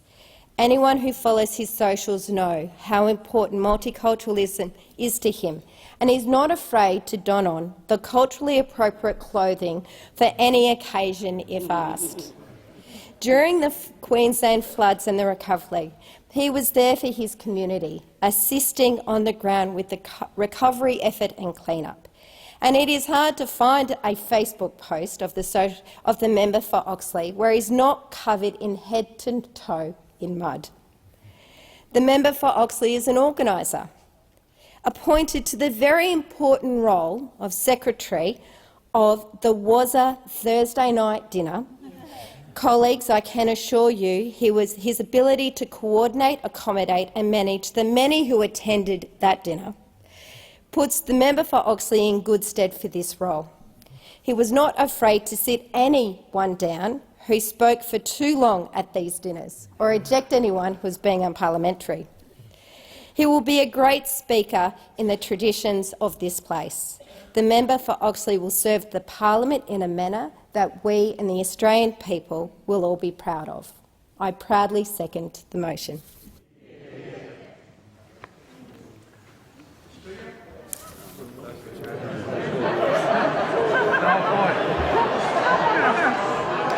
Does the member for Kennedy wish to speak on this motion? I'd like to speak in favour of... Member for Kennedy.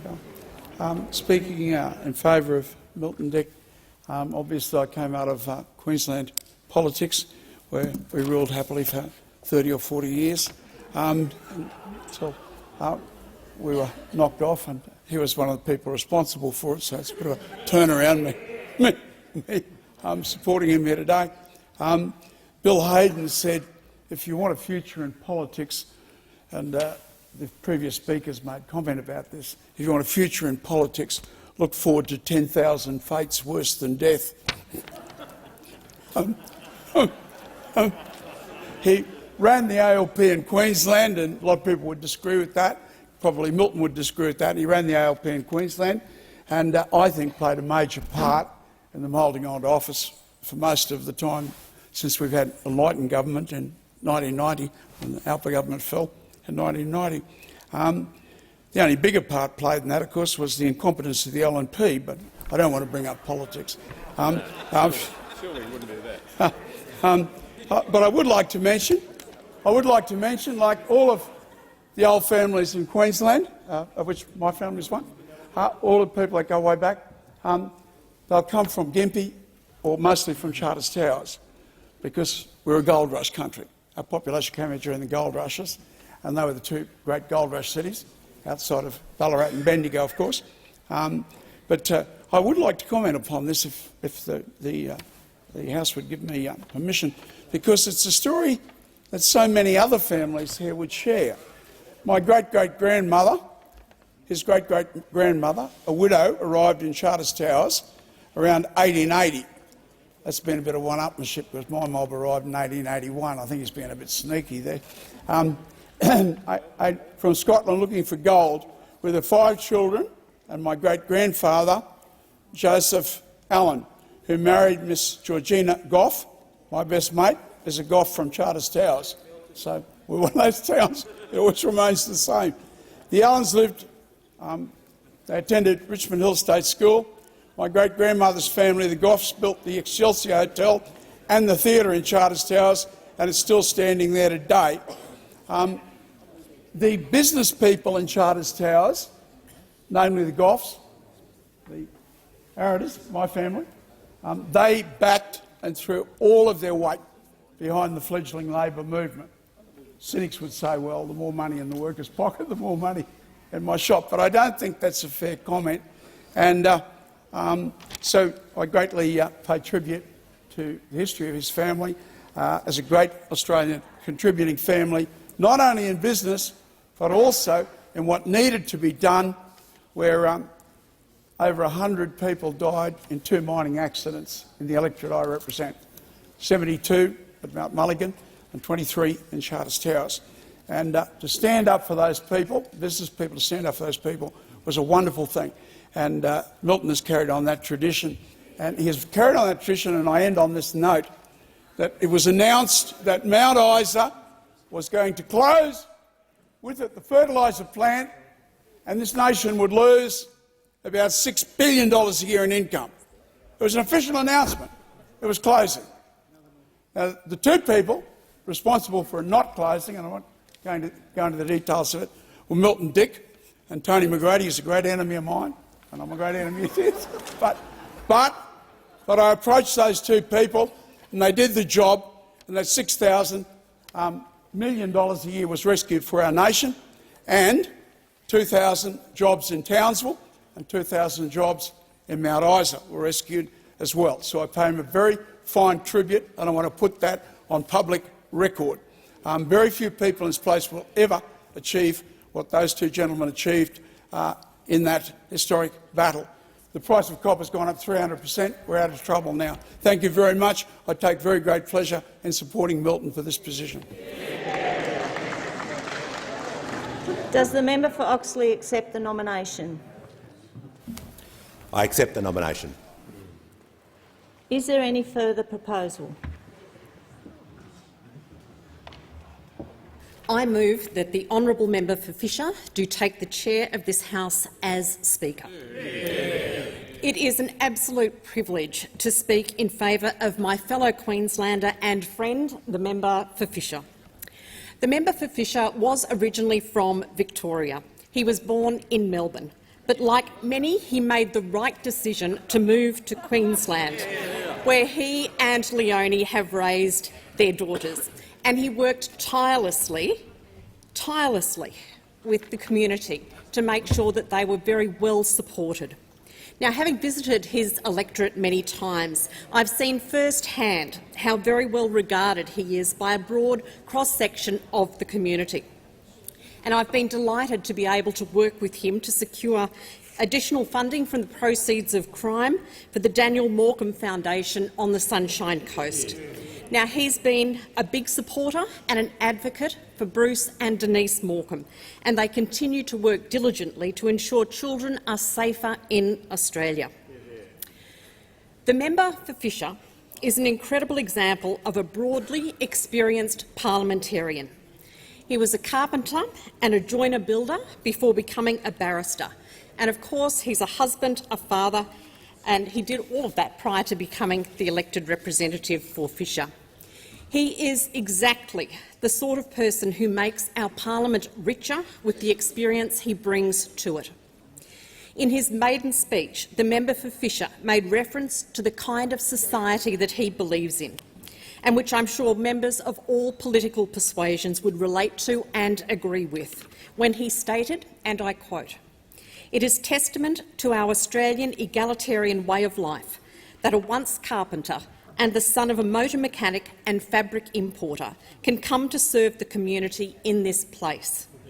In Australia, there are no class structures. There are no hereditary entitlements to sit in this place. There are business people, farmers, bankers, tradesmen, unionists and labourers, among many others, who are privileged to take their seats in this chamber.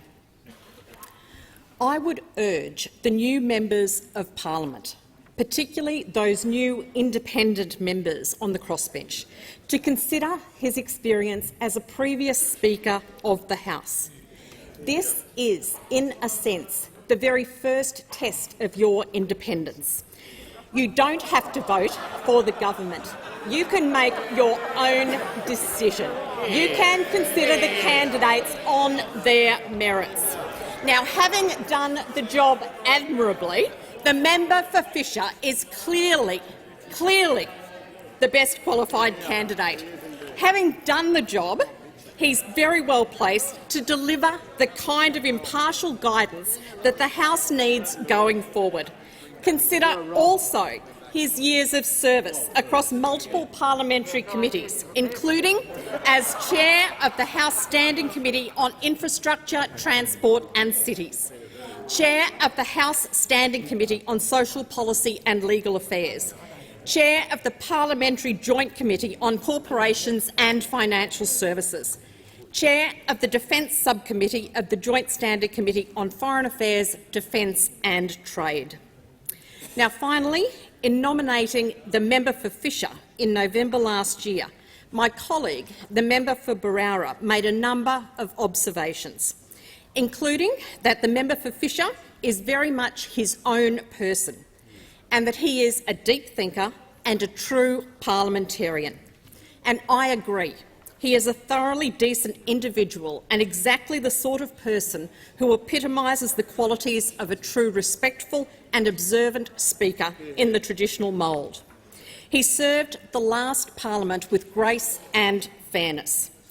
If we are to make this 47th parliament more productive and collegiate, surely we should be electing the best person for the job in this vital role. It is with great pleasure that I nominate the member for Fisher to take the chair of this House as Speaker.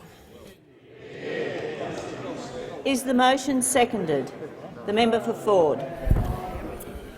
I'm honoured today and delighted to second the nomination for the speakership for the member for Fisher to continue to serve in this House in the role of Speaker.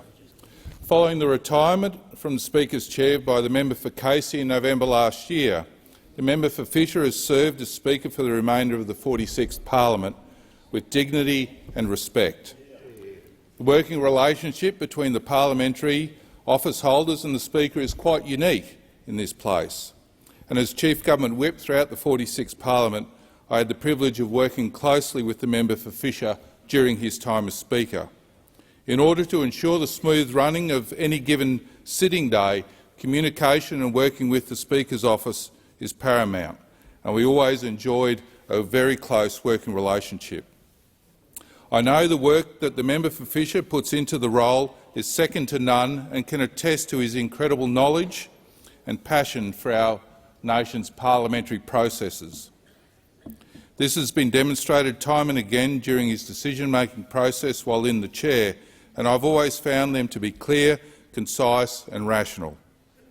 When he took on the role of Speaker, the member for Fisher was conscious of the need for the chair to be an independent and fair voice within the chamber. And I believe he has gone above and beyond the expectations placed on him, and that for the member for Fisher should be very proud of the job that he did in the 46th Parliament. The member executed his responsibilities fairly and constructively, acting with tremendous reverence for the traditions and processes of our parliamentary system. Through thinking through the problems as they arose rationally and calmly, the member for Fisher was fastidious in his approach to the role, utilising his extensive knowledge gained through 2 years of service on the Speaker's panel prior to his appointment as Speaker. His time on the panel allowed the member for Fisher to develop a comprehensive knowledge of the standing orders, which he demonstrated time and again as Speaker. A person of the highest calibre, the member for Fisher is conducting himself in a manner befitting the office through a continued period of disruption brought on by the pandemic. And taking up this mantle from the member for Casey was no easy task, as we all readily acknowledge. The ability of our parliament to operate, irrespective of the conditions faced by the nation, was continuously challenged with our presiding officers responsible for implementing the measures which would allow this to happen in an appropriate manner. The member for Fisher was up to the challenge and performed admirably, serving the parliament with distinction. With the presiding officers once again being called upon to manage the operation of parliament through a period of strain and uncertainty, I can think of no better person to entrust in this pivotal role for our democracy than the member for Fisher. For many people who know the member for Fisher, these attributes will come as no surprise. Prior to taking on the role of Speaker, the member gained the necessary experience and qualifications by successfully undertaking roles in various committees right across this parliament. As a fellow Queenslander, I can first-hand attest to the manner in which the member for Fisher takes care of his electorate and advocates for his local communities in this place. The people of Fisher have a tremendous advocate in their local member, and I hope this place can continue to benefit from his judgment as chair. The 47th Parliament will come together during a pivotal time for our country. The challenges are many, both foreign and domestic. It is imperative that the Speaker who oversees the business of the House during this time takes on the role with impartiality, embodying the rich tradition of the office and this place. I know the member will continue to serve the Parliament and people of Australia well and judiciously and conscientiously as he did throughout the 46th term. As a man of great conviction, I am proud to call him a friend and colleague. And as the member for Moncrieff so eloquently put it in endorsing the member for Fisher's initial nomination during the last parliament, he is simply a great bloke. It's with immense pleasure that I second this nomination for the member for Fisher to the office of chair. Does the member for Fisher accept the nomination? Is there any further proposal? The time for proposals has expired. The bells will be rung and in accordance with Standing Order 11, a ballot taken.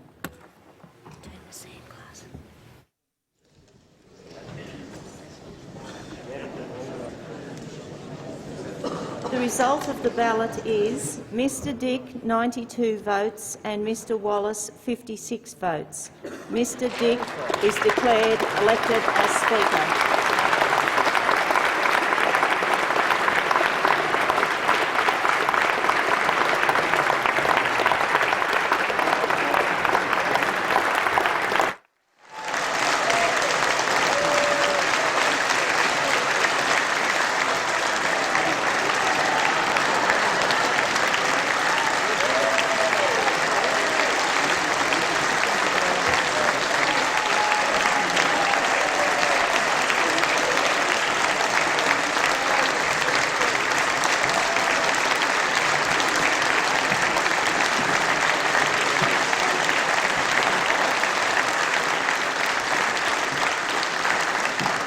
I wish to express my grateful thanks for the high honour the House has been pleased to confer upon me.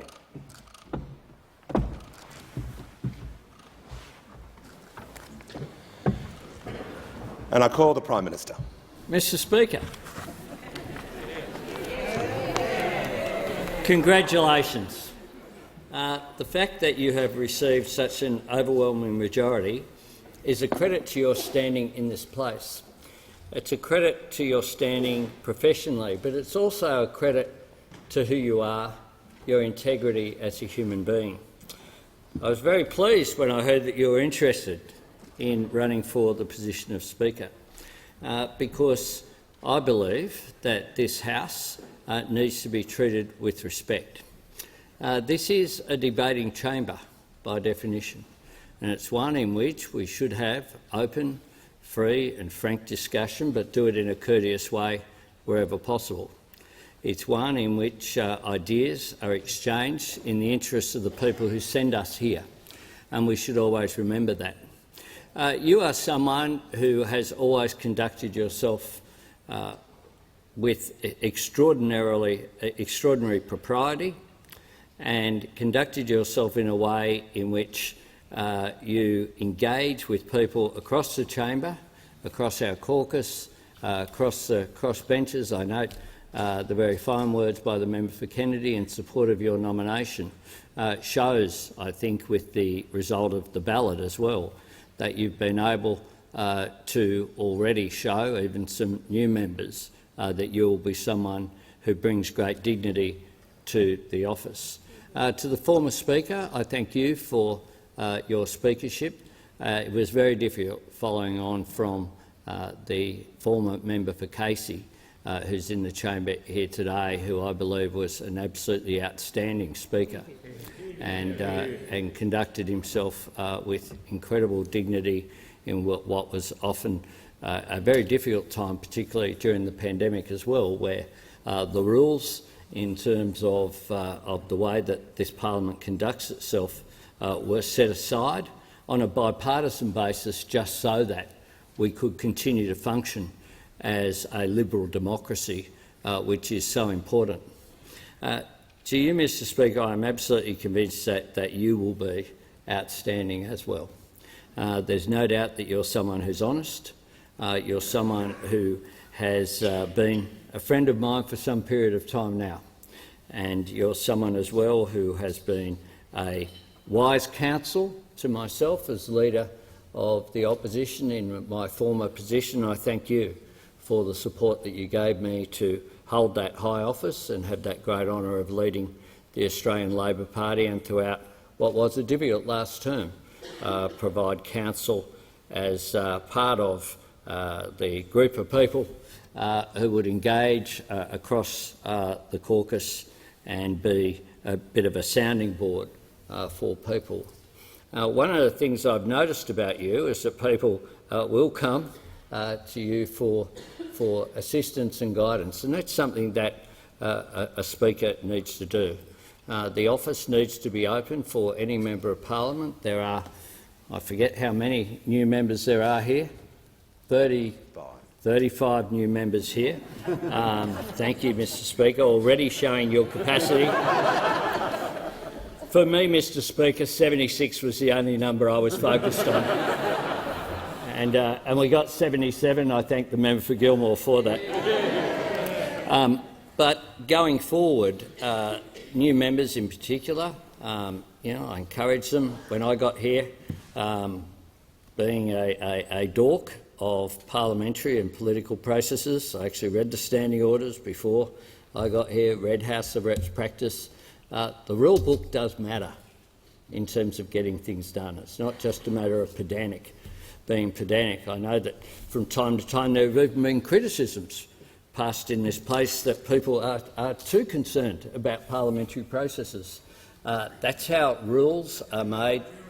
That's how, indeed, that is how laws are made in this country, and it is important that this parliament operate in a way that brings pride to people. In many countries of the world, people stand in front of tanks to try to get the right to vote. In Ukraine at the moment, the people of Ukraine are standing up against an autocratic regime which is engaged in a brutal and illegal invasion. They are standing up for democracy in Ukraine. For us here in this parliament, we should be very proud that we had an election on May 21 and we had the swearing in of a new government at 9 a.m. on the Monday morning. And I was able to represent Australia at the Quad Leaders meeting with the Foreign Minister. That brings credit to our system as a whole, that you can have a seamless, orderly transition of power in a democratic country. That's important.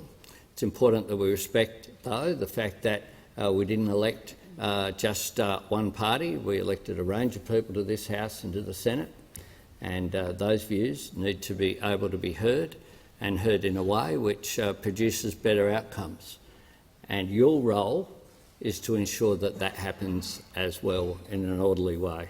So I congratulate you very much, Mr Speaker. I look forward to working with you, and I look forward to your rulings and deliberations being absolutely fair and correct, as I'm sure they will be.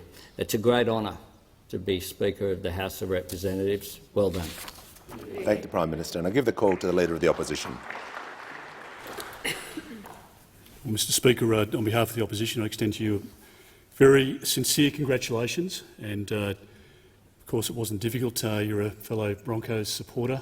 So, as a Queenslander, it's great to see you in the chair. I want to pay tribute to the member for Fisher for his time in the chair. He was following in the footsteps of a giant in this place, the member for Casey, who I acknowledge in the chamber here today. The member for Fisher was able to conduct himself in an equally honourable manner. He is a person who, like the Prime Minister and many others who hold the traditions of this chamber close to their heart, he was able to exercise his rulings and his practice in this chamber on that basis. I want to, Mr Speaker, say to you that there are many people who know you well, and I am very pleased to have seen you in action in your own electorate in the recent Queensland floods, where I visited as the then Minister for Defence with some of the troops who were helping on the ground, and the empathy that you demonstrated toward your constituents, the respect with which they responded to you, the engagement when we went into the community centre. It was obvious that on the ground you had a great deal of kudos, and that is a great credit to you, and I know that you will bring those qualities into this job also. It is an incredibly important role that you take up as the 32nd Speaker in this 47th Parliament, and I pay tribute to your predecessors, as I say, but the standard now has been set by the member for Casey, and we expect big things of you. The first Labor Speaker, Charles McDonald, was chosen in this House of Representatives. Bob, you weren't here then. I know you interject like you were, and it was touch and go, but 1910 you were not here. Mr Speaker, Speaker McDonald said, and I quote, "I intend to act with absolute fairness to all parties and trust that I shall perform the duties appertaining to my office and recognise the responsibilities attached to it in a way which will do credit to the chamber, to the parliament and to Australia." And I know that you will follow in that spirit as you take this high office. On behalf of the Coalition, I extend to you congratulations and every success in this role. I call the Leader of the House. Mr Speaker, congratulations. I've known you since we met in Young Labor in our early 20s in the early 1990s. And it's a great honour for you to now be in this role. I want to thank the member for Fisher.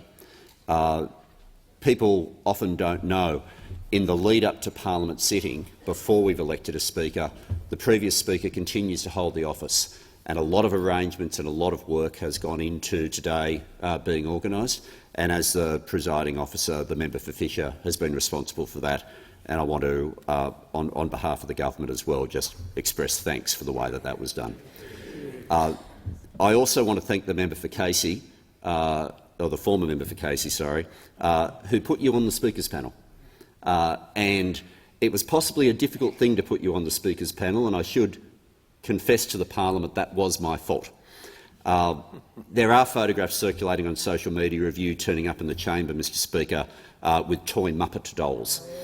And you were thrown out of Parliament for that, and it was entirely my idea that you do that, and you were chosen on the basis that at that point you were the only member of the caucus who had not yet been thrown out. So while it was disorder on the basis that you to that point for an opposition had been too respectful of the system. I want to wish you well. You've done a great job on the Speaker's panel, but importantly, this job doesn't end when the Parliament adjourns. There is a lot, particularly with respect to the Raising the Standard report from Kate Jenkins. There is a lot that will be required to be done in terms of here as a workplace where the role of the presiding officers is going to be critical. One of your great skills, which has caused you to be supported by so many members today, is you are someone who brings people together. You are someone who reaches out to people, and when people have had their toughest days, it's often a phone call from you that comes. And I think that augurs well in terms of the role, not simply in presiding over the debate, but in managing this building as a workplace. I wish you well. Thank the Leader. I call the Manager of Opposition Business. Well, thank you and congratulations, Mr Speaker. I join with the Prime Minister, the Leader of the House and the Leader of the Opposition in extending congratulations to you, and certainly on behalf of the Opposition, the Liberal and National parties, we warmly congratulate you. We acknowledge your experience and aptitude for the role. You've been in the Parliament since 2016, you've served on the Speaker's panel, and I know from my discussions with you that you have a clear understanding of the importance of the role and the significance of the responsibilities that you now hold. I do want to, as other speakers have done, acknowledge former Speakers Smith and Wallace, who have set, I think, a very high bar. While we're acknowledging people, I'd also like to acknowledge the member for McEwen, who served the last Parliament as Second Deputy Speaker. Mr Speaker, this is a very important position that you've been elected to, and I know you are very cognisant of the need to deal with all members of this chamber with fairness and impartiality, following the high standards set by previous speakers. The opposition looks to you confidently to uphold these values and the responsibility that comes with the position to engage with all members, government, opposition, crossbench, and work with them constructively and professionally. Certainly our commitment to you, Mr Speaker, is that we will work with you professionally and respectfully. We'll, of course, always put our position clearly and make our case strongly, but we will always respect the fundamental importance of the role of the Speaker.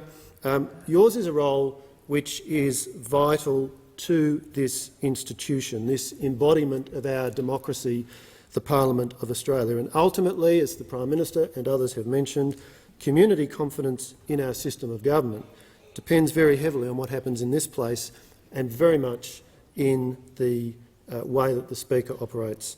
So the opposition warmly congratulates you, wishes you the very best as you discharge your heavy responsibilities, and we pledge to work with you in that objective, as with others in this House, of maintaining community confidence in our system of government. I thank the Manager of Opposition Business. I call the Leader of the Australian Greens. Thank you, Speaker. On behalf of the Greens, can I also extend my congratulations to you on your election to this critical role, and also join in thanking, on behalf of the Greens, the service of former speakers.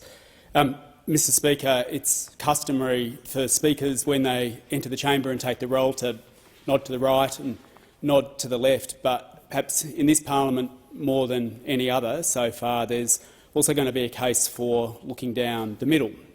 We've just come from an election where, roughly speaking, a third of the country voted for the government, a third voted for the opposition and a third voted for other voices.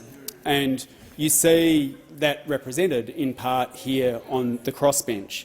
And I think in part that was a reflection of a desire, probably across the political spectrum, from people for not only a higher standard of debate in this place, but also for the capacity for the ability to debate issues that previously hadn't been put on the agenda. And I trust that there are also matters that are important to the whole parliament as we go forwards. And on behalf of the Greens, again, congratulations, and we wish you well, and you have our support in this role. I thank the Leader of the Greens. I seek the indulgence of the House to respond to the gracious remarks made by the Prime Minister and the Leader of the Opposition and other members of the House. I start by thanking the House for the enormous privilege in taking this office. Today, becoming the 32nd Speaker of the House and following my friend, the member for Fisher, and a former Speaker in the chamber today, Tony Smith, is a day that they know I'll never forget. Speakers are supposed to be dragged to the chair due to fear. It's a tradition I understand, and I'm feeling quite a bit of fear right now. But when you are dragged to the chair by people of the calibre of the members for Macquarie and the members for Bendigo, two of the strongest women I've met in my life, fear is the last thing I think of when I think of them. The member for Macquarie is a woman of warmth, strength, resilience and integrity, and particularly today the strength she's shown for nominating me here today. The member for Bendigo is a warrior, fiercely loyal, always protesting and always standing up for what she believes in. And I don't just thank them for nominating me today with their words, I thank them for their friendship, kindness and belief in me. I have many friends in this place, literally all over the chamber. Some might say too many on the left, some might say too many on the right. I want to recognise people like the member for Bonner, who was an old family friend, the members for Capricornia and the members for Wright, and alongside my old mate, the member for Treasurer, the Minister for Aged Care and the member for Blair, with the Leader of the Opposition, it's a Queensland unity ticket. Well, at least for 3 nights of the year when the Origin is on. Sorry, PM. But to the Prime Minister, thank you for your friendship and support. The Prime Minister has never wavered in his belief in this House and its power to make the lives of ordinary Australians better. These are the values I know that every member of the House will strive to uphold. This morning, I learned something that we both share in common. Our late mums both believed in good manners. To the Leader of the Opposition and the Manager of Opposition Business, I congratulate you on your new roles. You have my respect, and I know you will give it your best, and I wish you well. To the Deputy Prime Minister, through good and bad, you've stood there always encouraging me. I value your counsel and friendship. And to the Leader of the House, I met you around 30 years ago, that's correct, and I always knew you would be a leader in this place, though I never thought I'd be sitting in this place, let alone in this high office. Your encouragement and belief in me to enter this House in 2016 is something I will cherish and never forget, but don't expect an easy ride. To the member for Kennedy, I appreciate your very kind words and acknowledgement of our hometown connection. I look forward, I think, to your robust contributions to this House. But at a time like today, it is a time for reflection, and reflection on my own life and my own family, and I reflect on my great-grandparents. They came with nothing but their faith and their belief in their children succeeding if they got a fair go. Back in the 1860s from Scotland. Joseph Park Allen's descendants, my great-grandfather, are in the chamber today. My sister and some of my cousins, all strong, fearless women. In his memoir, J.P. Allen talks about leaving Scotland to come to Australia, and he says, "Needless to say, we're all very excited having at last made a start for this wonderful country we had heard so much about." And when he arrived in Queensland, he reflected on his experience, saying, "I've often wondered since how we stood such a severe test.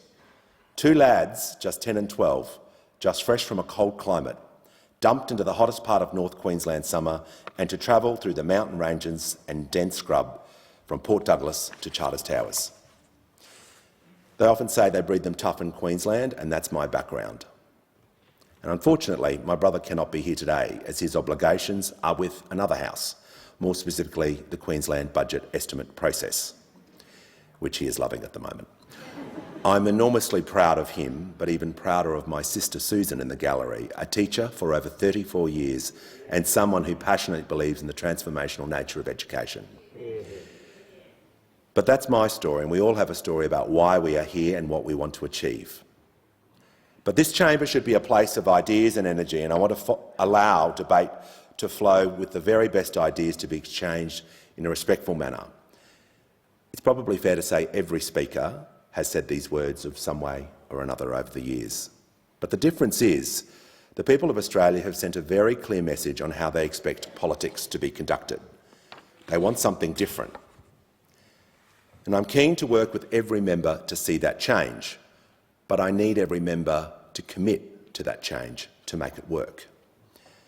And I also want to improve on civics education and awareness in this country. Every school across the country should be able to participate in a Schools and Parliament program, and I want to help make sure that this Parliament is more inclusive and open to Australians of all walks of life.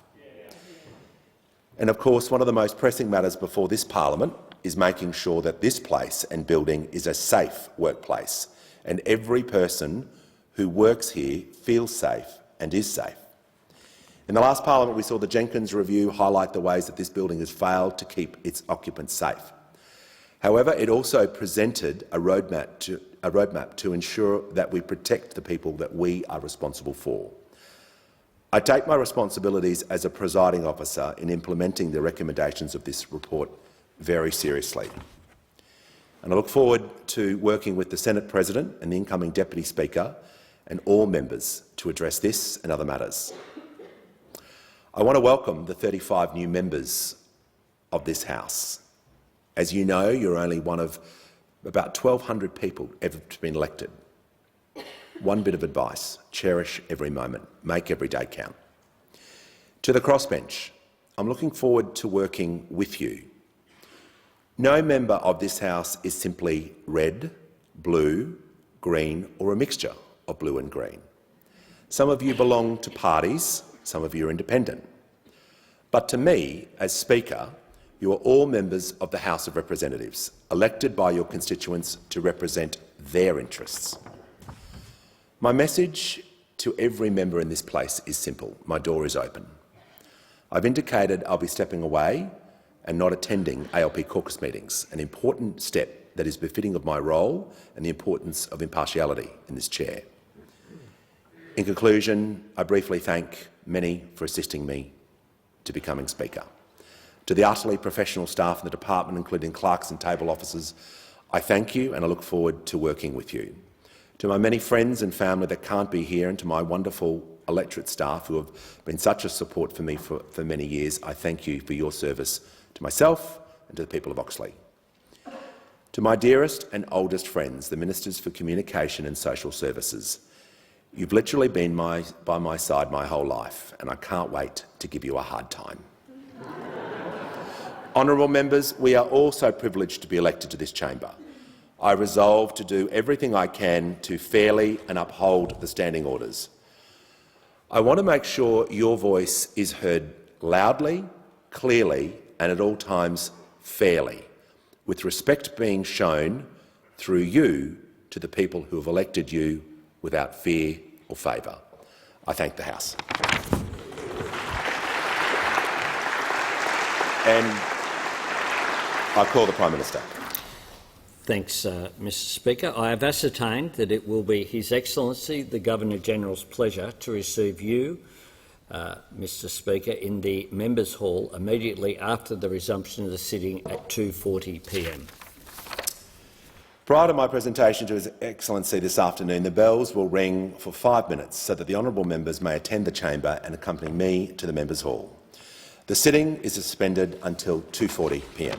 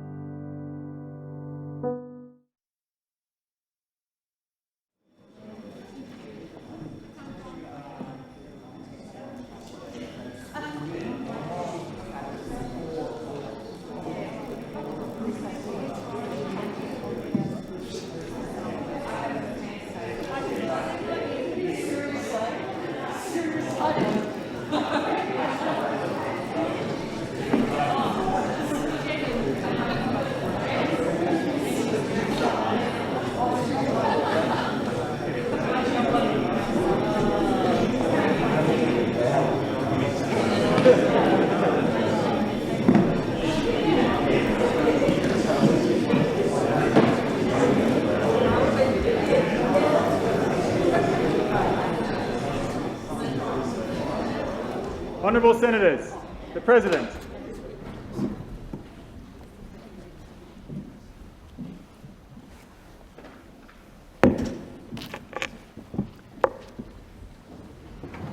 Senator Wong. Thank you, President. The Governor-General will be pleased to receive you and senators in the Members' Hall immediately. I invite senators to accompany me to the Members' Hall. The sitting of the Senate is suspended until the ringing of the bells at approximately 2:55 p.m.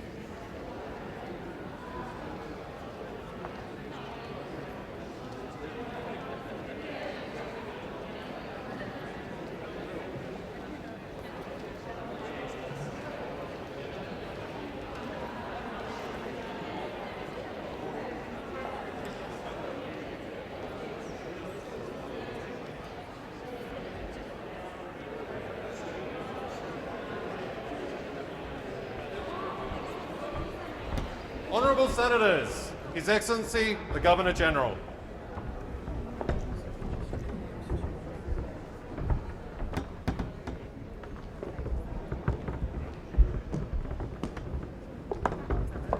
Your Excellency, I have the honour to present myself to you as the choice of the Senate to be the President. Congratulations.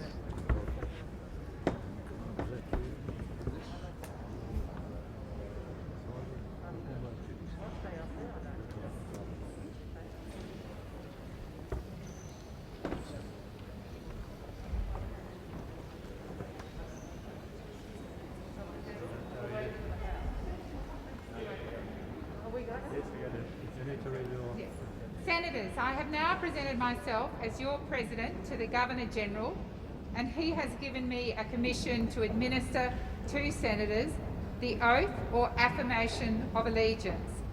The Senate will reconvene at the ringing of the bells at approximately 2:55 p.m. Thank you. Thank you. Thank you.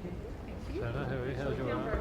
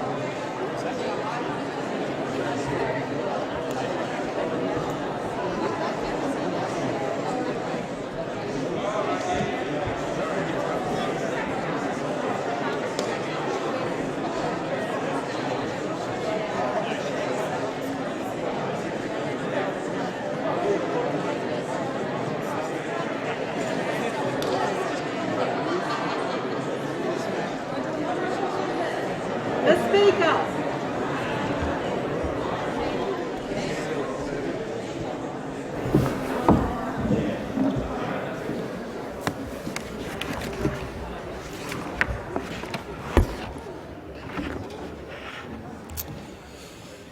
I shall be glad if honourable members will accompany me when I present myself to His Excellency the Governor-General.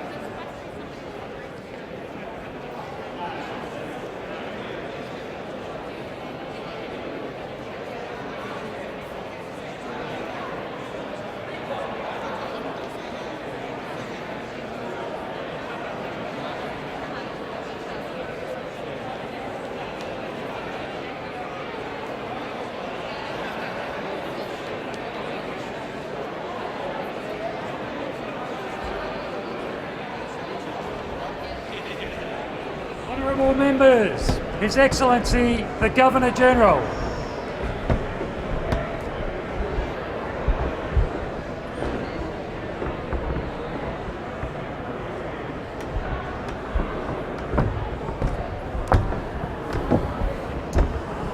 Your Excellency, I have the honour to present myself as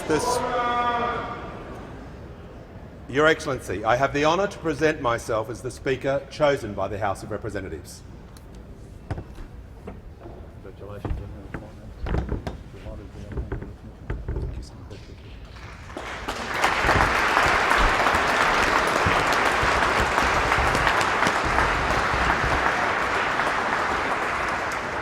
Members, I invite you to join me in the House of Representatives. Thank you.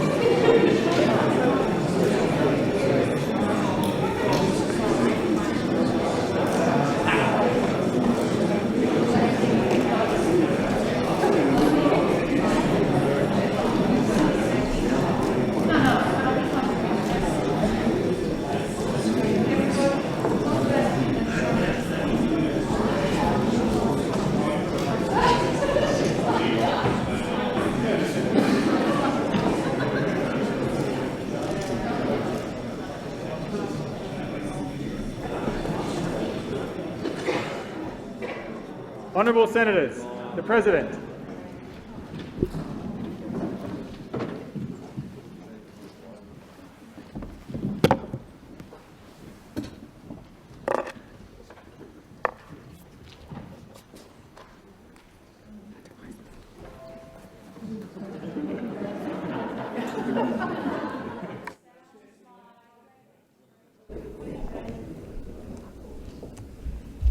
Honourable Senators, His Excellency the Governor-General.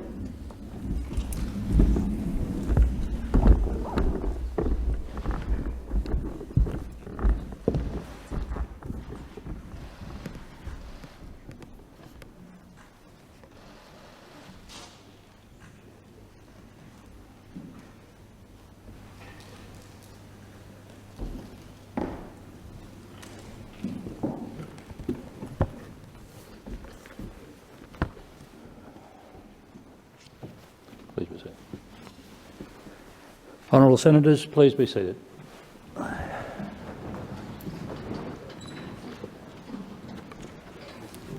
Blackrod, please let the members of the House of Representatives know that I desire their attendance in the Senate.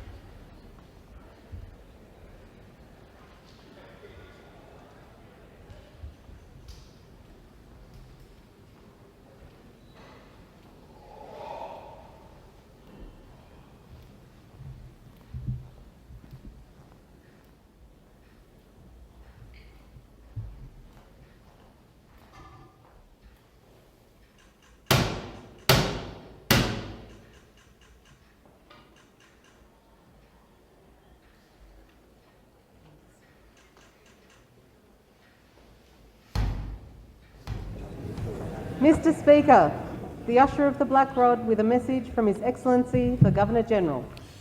Admit the Usher of the Black Rod.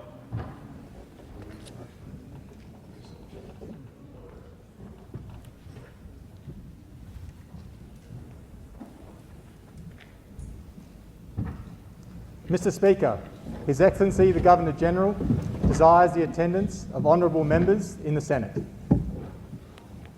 I shall be glad if honourable members will accompany me to the Senate chamber.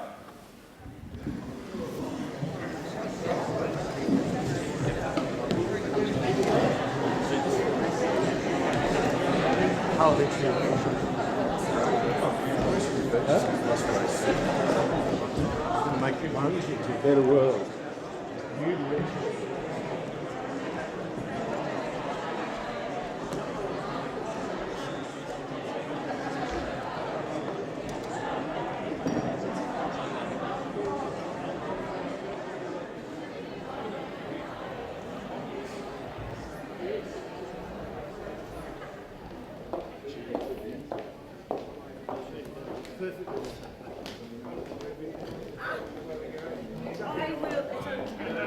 Yeah, okay, that's fine. I'll just. I know. Do we have to come back at the election? Warm enough?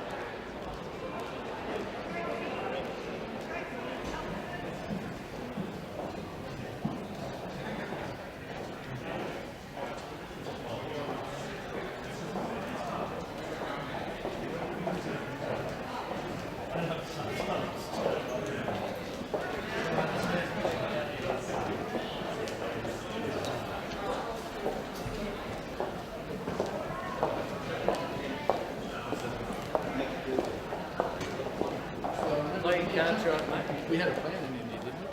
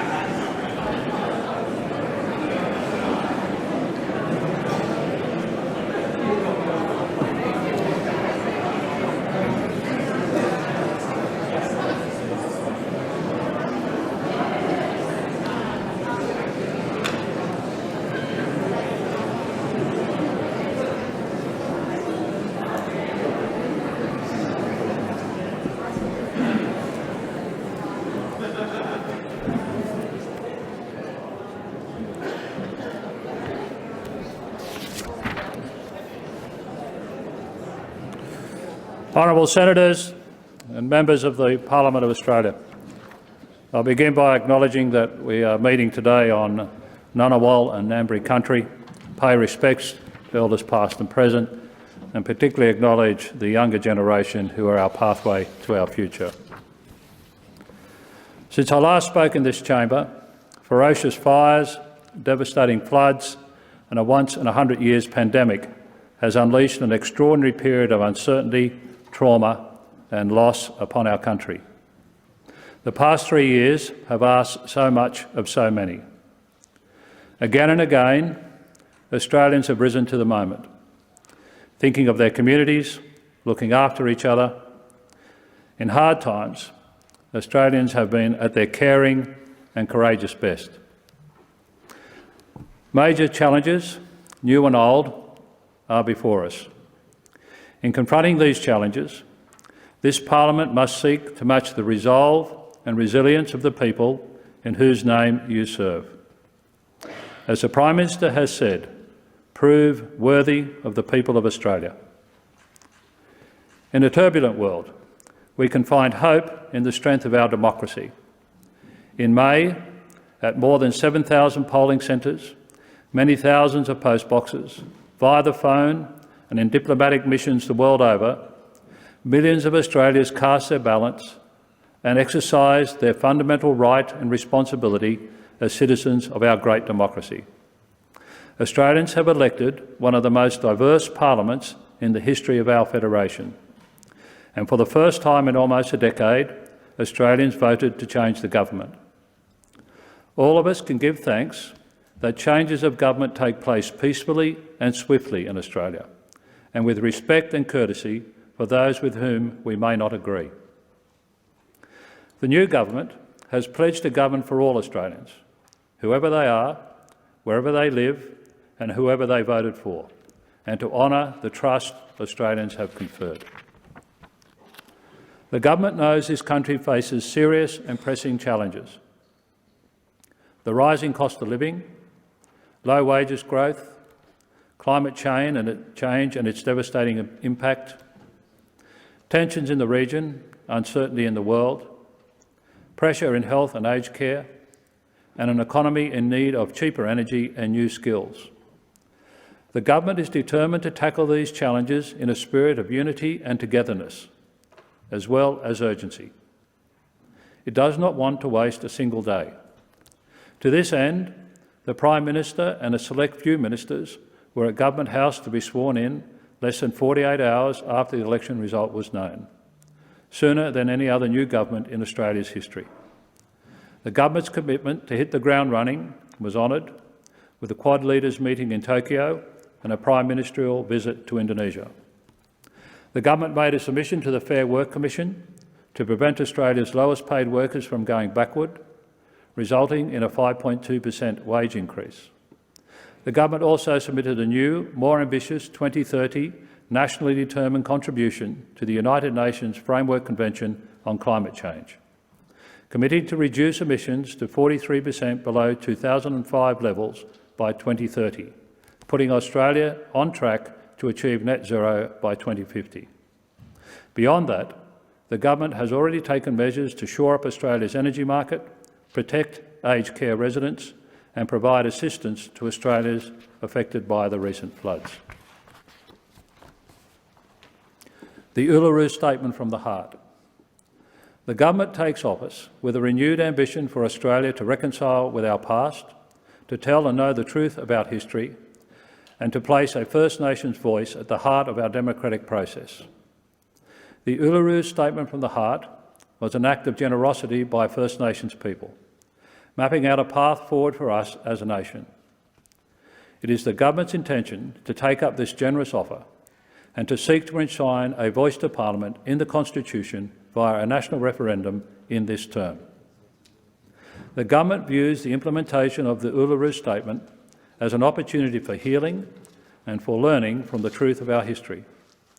And, just as importantly, the voice is a chance to build a better future for First Nations people. A future where a voice to Parliament helps drive and deliver better health outcomes and longer lives, new education and employment opportunities, safer communities with decent housing and an end to the cycle of injustice, incarceration and death in custody. All of this, voice, truth, treaty and closing the gap, depend on genuine partnerships. The government commits to engage closely and respectfully with First Nations people and the Australian community more broadly ahead of the referendum. Honourable Senators and Members, a First Nations voice promised to be, like the '67 referendum, like Mabo, like the National Apology, a defining moment for our nation, and a historic opportunity to move on from the safety of words to the bravery of action. At the centre of the government's determination to close the gap is the belief that First Nations people, like every other Australian, should be made to feel empowered. To this end, the Community Development Program, compulsory income management and the cashless debit card will all cease. In their place will be policies that provide First Nations people with greater support to secure good jobs and earn proper wages in safe conditions. In the same spirit, the government will invest in First Nations management of lands and waters, humbly recognising the skills and knowledge gained over tens of thousands of years. The government will expand the community-led model of justice reinvestment to turn the tide on incarceration and act on the national shame of First Nations deaths in custody. It will partner with communities, peak bodies and elders to improve health and life expectancy. And the government will commit to new Indigenous employment targets for the public service and for Australia's 200 largest companies. I congratulate the Honourable Linda Burney MP, member for Barton and a proud member of the Wiradjuri Nation, on her appointment as the Minister for Indigenous Australians. I also congratulate Senator Malarndirri McCarthy, a proud Yanyuwa woman, on her appointment as Assistant Minister for Indigenous Australians and Indigenous Health, and Senator Pat Dodson, a proud Yawuru man, on his appointment as Special Envoy for Reconciliation and the implementation of the Uluru Statement from the Heart. I wish them all the best as they lead this urgent and historic work which will promote unity and healing. A stronger economy. Helping Australians, all Australians, achieve their aspirations in life is central to the government's values of opportunity, fairness and reward for effort. The government's policies will promote economic growth that create opportunities for Australians, and the government's policies will create opportunities for more Australians to drive economic growth. At the macro level, the Australian economy faces a number of significant challenges. Disrupted supply chains mean it's harder and more expensive for Australian businesses and households to buy the goods they want and need. Rising interest rates are increasing pressure on mortgages, and a decade of low wages has put a handbrake on confidence. We are, in the words of the Treasurer, in choppy waters. But the government is determined to steer Australia safely through. The government will make targeted investments that expand the capacity of the economy, reduce debt as a share of GDP over time, and improve quality of life for Australians. Prioritising spending that achieves the greatest economic benefit is the most efficient way. Spending that creates jobs, boosts participation, lifts productivity, increases wages and grows incomes. The government will invest in cleaner and cheaper energy, better training of our workforce, cheaper childcare and an upgraded NBN. Importantly, the government will focus on the quality of spending, not just the quantity. This includes ensuring multinational companies pay their fair share of tax. Childcare. The government recognises that the rising costs of childcare are a pressure point for family budgets and a continuing drag on the economic participation and productivity. To honour a key election commitment, the government will reduce childcare costs for more than 1 million families. The government will also instruct the Australian Competition and Consumer Commission to design a price regulation mechanism to drive down out-of-pocket costs. The Productivity Commission will undertake a comprehensive review of the childcare sector with the aim of implementing a universal subsidy for all families. This will be accompanied by a whole-of-government early years strategy focused on the well-being, education and development of Australia's children.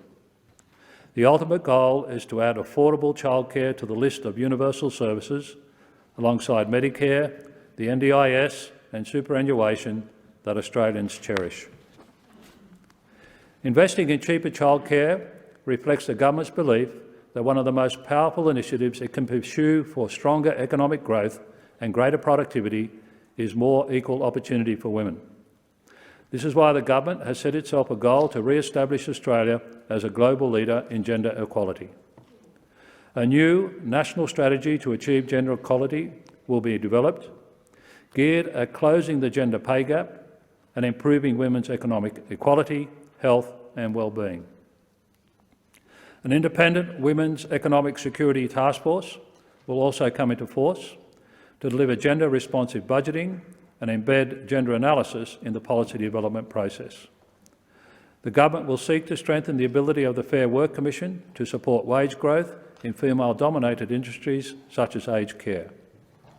The recommendations of the Human Rights Commission's landmark Respect at Work report will be implemented, including, crucially, a positive duty on employers to create safe workplaces for women free from harassment. The government has plans to help end violence against women and children, including finalising the next National Action Plan to End Violence Against Women and Children 2022-32.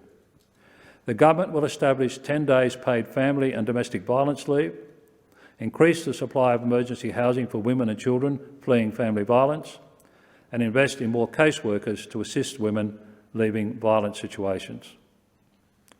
A fair go at work. One of this government's central aims is building an economy that works for people, not the other way around. An economy where working hard means Australians can pay their bills, support their families and save for the future.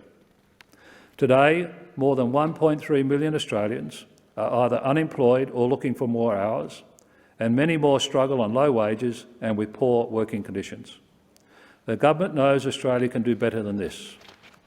The nature of work has changed enormously, with an increase in new work arrangements and the gig economy. The government will seek to ensure that Australia's laws catch up with this reality and protect people from exploitation and unsafe working conditions. The government will make secure work an objective in the Fair Work Act, and it will legislate to make wage theft a crime. Skills. For the government and for the business community of Australia, skills are high on the national agenda. In the coming period, the government will legislate to establish Jobs and Skills Australia, to drive vocational education and training and strengthen workforce planning. The new body will bring employers, trade unions and the training and education sector around the same table to achieve common objectives. The Commonwealth will help train thousands of new workers by ensuring that 1 in 10 workers on major government projects is an apprentice, trainee or cadet. Public TAFE will be returned to the centre of Australia's training system, and the government will support fee-free TAFE places for Australian students, focused on those studying in industries with a skills shortage. There will also be up to 20,000 more university places, with priority going to universities offering places in priority areas like clean energy, advanced manufacturing, health and education. Action will also be taken to reduce the number of on-hand visa applications to address skills shortages in the short term.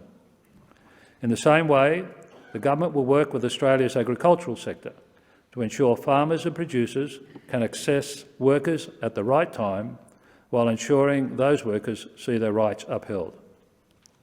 The government believes that with the right settings, we can build a bigger, better trained and more productive workforce, boost incomes and living standards and create more opportunities for more Australians to get ahead. And to support these goals, the government will hold an Australian Jobs and Skills Summit on the 1st and 2nd of September here at Parliament House. The summit will bring businesses, trade unions, the non-government sector and all levels of government together to find common ground on the economic challenges we face. It will inform the development of an employment white paper, which will highlight the structural changes and opportunities in the Australian labour market and chart a path forward. A future made in Australia. At the election, the government signalled its strong belief that Australia must be a country that makes things. Australia has a proud history of manufacturing, but over recent decades, the scope of our manufacturing has narrowed, as international competitors have displaced Australian makers and Australian skills. The supply chain issues experienced through the pandemic have put a spotlight on this challenge. The government will seek to rebuild Australia's proud manufacturing industry through a commitment to a future made in Australia. This begins with the establishment of a $15 billion National Reconstruction Fund to grow and diversify Australia's industrial base. The fund will take as its mission supporting new and emerging industries, helping our economy transition to reach net zero emissions by 2050, creating secure, well-paid jobs for Australian workers, driving regional economic development and building our sovereign capability. Priority areas for investment will include renewables and low-emission technologies, medical science, transport, value-add in agriculture, forestry and fisheries, value-add in resources, and finally, defence and enabling capabilities. The Buy Australia plan will complement this investment by maximising the use of Australian-made goods, products and materials in Commonwealth contracts, harnessing the significant purchasing power of government. The government will also work with industry to reach a goal of 1.2 million Australian tech-related jobs by 2030. New investments will be made in the Australian railway industry too, ensuring that more trains are built in Australia by local Australian workers. Whether a train or a ferry, a solar panel or a piece of technical defence equipment, Australians will once again be making the products our economy needs for the future. Investing in infrastructure. The government believes revitalising Australian manufacturing is an investment in national resilience and national security, and the same is true for renewing and improving our national infrastructure. Infrastructure investment enables people and goods to move around faster, reducing the cost of doing business, growing the economy and better connecting our communities, improving Australians' quality of life. The government is resolved to restore confidence in Australia's infrastructure and regional development pipelines. At the centre of this effort will be reforming Infrastructure Australia as our nation's foremost infrastructure advisory body. The Commonwealth, in cooperation with state and territory governments, will focus on quality investments, including to improve safety, reduce congestion and boost productivity. The government will also begin work on nation-building projects like high-speed rail and an Australian-flagged strategic fleet. It will also ensure the Inland Rail project gets back on track. And as part of a new national push to improve road safety and lower the road toll, the government will work with truck drivers and the wider industry to upgrade rest areas on national roads. Medicare and the NDIS. The government believes every Australian has the right to access universal, affordable medical care. It is one of the things that underpins our unity as a nation. But for too many Australians, geography, income and background still pose barriers to care. The government is committed to making it easier for Australians to see a doctor and afford treatment. To serve this priority, at least 50 Medicare urgent care clinics will be established. Their services will be bulk billed. The government will deliver a $750 million Strengthening Medicare Fund, with investment priorities guided by the Strengthening Medicare Task Force. The government will also cut the cost of medicines on the Pharmaceutical Benefit Scheme from $42.50 to $30, saving Australians $12.50 for every medication. The 50% loading for telehealth psychiatric consultations under the Medicare benefit schedule will be reinstated, allowing easier access to bulk billed service for Australians who live in regional and rural areas. There will also be wider access to the Commonwealth Seniors Health Card, opening up access to cheaper medicines and bulk billed doctor visits for an extra 50,000 older Australians. GPs will be able to access grants to modernise their practices, and the government will invest in initiatives to bring more doctors to regional and rural Australia. The government is committed to strengthening Medicare and is determined to fulfil the promise of the National Disability Insurance Scheme to empower Australians with disability, their families and carers. The wisdom, diverse experience and perspective of people with disability will be at the centre of the government's efforts to improve the design, delivery, accountability and sustainability of the NDIS. The government will also develop a national autism strategy and oversee the National Disability Data Asset so we can better understand the life experiences of people with disability in Australia. The government believes the NDIS can and must work better for people with disability. COVID-19. As this winter brings a new Omicron wave, the COVID-19 pandemic continues to challenge virtually every facet of our healthcare system. The government will continue to adapt its response in line with the public health advice, including significant renewed efforts to increase the uptake of booster vaccines, influenza vaccines and COVID-19 treatments. The government will also extend the National Partnership on COVID-19 response for a further 3 months to the 31st of December 2022 at a cost of approximately $760 million. This will provide funding to states and territories to continue to care for those with COVID-19 and protect the community through the public health response. The government will also use this opportunity to better prepare for the future. It will establish a Centre for Disease Control to strengthen Australians' pandemic preparedness and ensure a nationally coordinated response to future outbreaks of infectious disease. Aged care. COVID-19 took a devastating toll on Australians in aged care, but the government recognises aged care was in crisis well before the pandemic struck. The Royal Commission into Aged Care Quality and Safety has challenged Australia to do better, far better. The government will legislate changes to deliver quality, security and dignity in care for every older Australian across our aged care system. This will mean a registered nurse on site in every aged care facility 24 hours a day, 7 days a week. It will mandate for every Australian in aged care to receive 215 minutes of care per day, ensuring more care for every resident. It will deliver better food, an increase in transparency and accountability, and a cap on the fees people can be charged for administration and management of their home care package. The government will back calls for a real pay increase for aged care workers at the Fair Work Commission, recognising that higher standards of care must be supported by higher wages.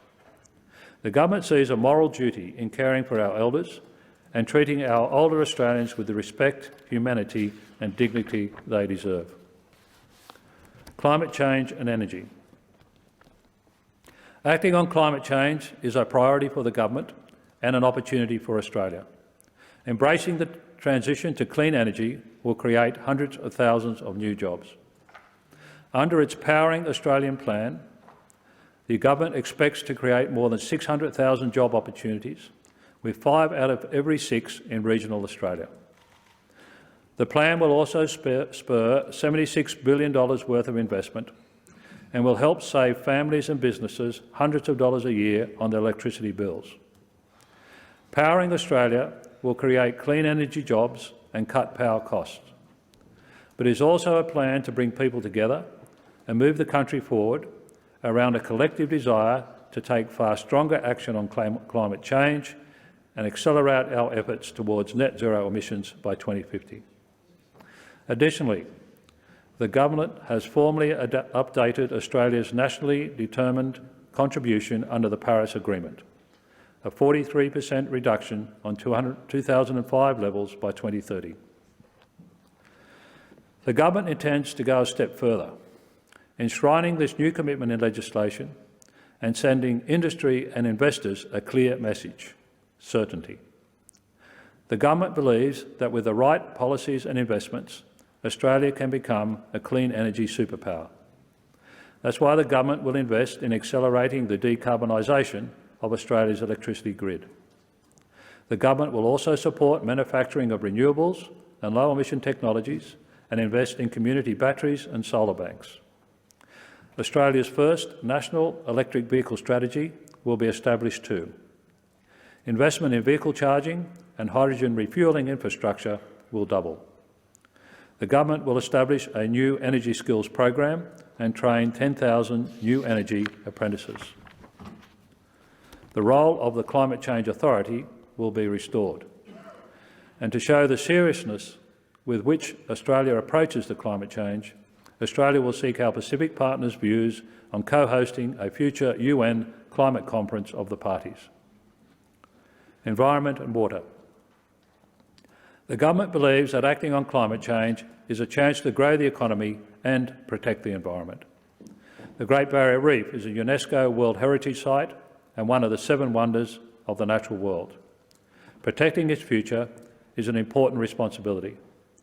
The government will invest in reef preservation and restoration, ensuring that the reef can be enjoyed for generations to come. The government will partner with local communities to clean up urban rivers and catchments, to improve water quality and amenity, and help protect threatened species. The government will double the number of rangers in the Indigenous Rangers program, bringing the total number of rangers to 3,800 by 2030. And they will boost funding for the management of Indigenous protected areas, critical for maintaining cultural sites, biodiversity conservation and restoration. Furthermore, the government has committed to a full response to the semi review of the Environment Protection and Biodiversity Conservation Act and to ongoing consultation to make environmental laws work better for everyone. Water management is a priority too.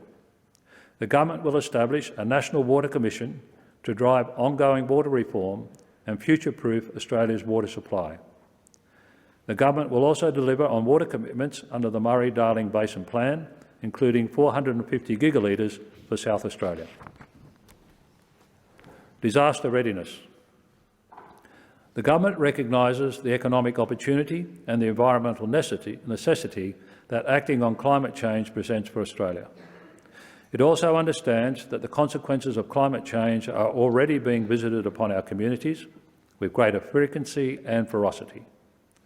The government will oversee an ongoing process of review to ensure Australia's national disaster recovery support arrangements are streamlined, fair and equitable. It will work with states, territories and local governments to continue to implement the recommendations of the Royal Commission into national natural disaster arrangements. And it will build our national resilience, ensuring we have the capacity to predict, prevent, absorb, adapt to and evolve from national emergencies and disasters in the future, including through the Disaster Ready Fund. Australia's place in the world. This 47th Parliament of Australia meets in an international environment far less certain than any other time in recent memory. The Prime Minister earlier this month witnessed firsthand the devastation wrought by Russia's invasion of Ukraine. As that unprovoked, illegal and immoral war continues to rage, the rules-based global order comes under increasing strain. The government will continue to show solidarity with the people of Ukraine and seek to manage the ripple effect of uncertainty in our own region. At this time, Australia needs to deploy all aspects of our power: military, diplomatic, economic and social. The government believes the Australian people must be at the heart of our engagement because what we project to the world starts with who we are. Our multicultural society makes us a more diverse, more prosperous and more vibrant nation. But multiculturalism is also a diplomatic asset. As the home of more than 300 ancestries, Australia can reach into every corner of the world and say, we share common ground. We can work together with our partners to secure a region that is stable, prosperous and respectful of sovereignty. We will deepen cooperation through ASEAN, strengthen our bilateral relationships and further our shared goals through the Quad. Australia will bring new energy and resources to the Pacific, respecting Pacific institutions and listening to Pacific priorities, and the most pressing of which is the climate crisis. Ultimately, the government's foreign policy is an expression of our national values, national interests and national identity. An important part of that equation is trade. The government's objectives will be to advance Australia's interests, bolster the rules-based multilateral trading system and deliver business opportunities for Australian producers and suppliers. The government sees great gains for us in a future powered by cleaner and cheaper energy. So as the world demands a change, we need to not just diversify the markets we export to, but what we export as well.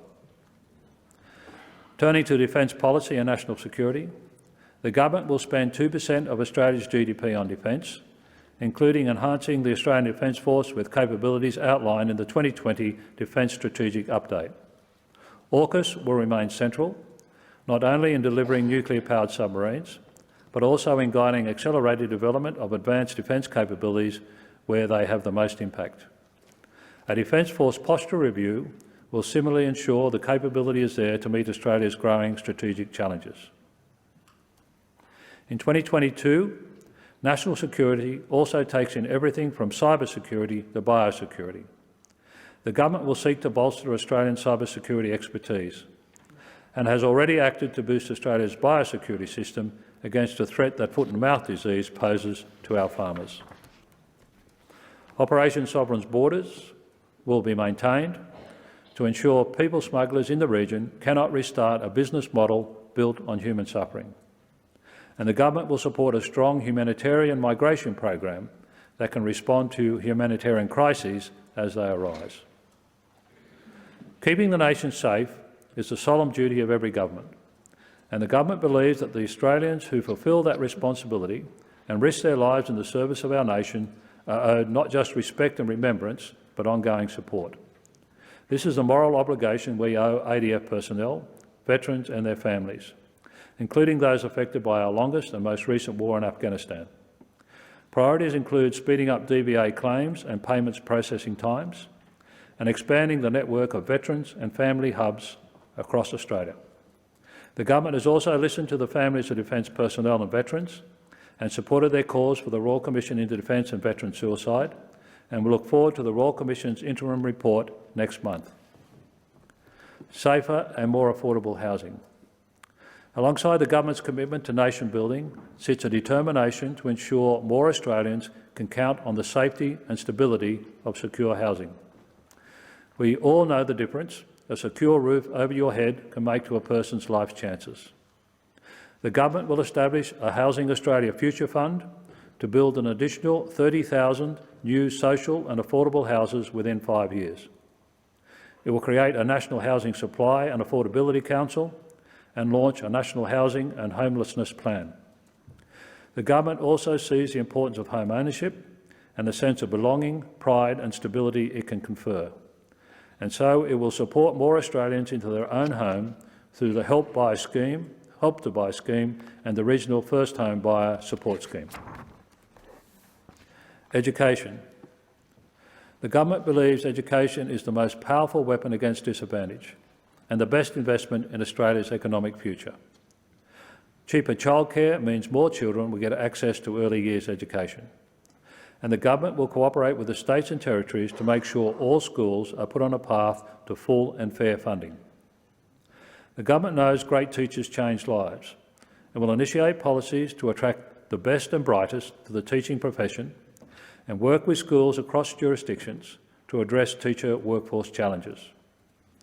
In addition, the government will prioritise helping kids bounce back after COVID-19 with a $200 million investment in mental health and wellbeing support. The government will boost investment in public TAFE and apprenticeships to ensure a new generation of Australians can gain the skills and competence for the jobs of the future. And resetting the relationships with universities is a priority too. The government has pledged to develop an Australian Universities Accord, covering the accessibility, affordability, quality and sustainability of our treasured higher education institutions.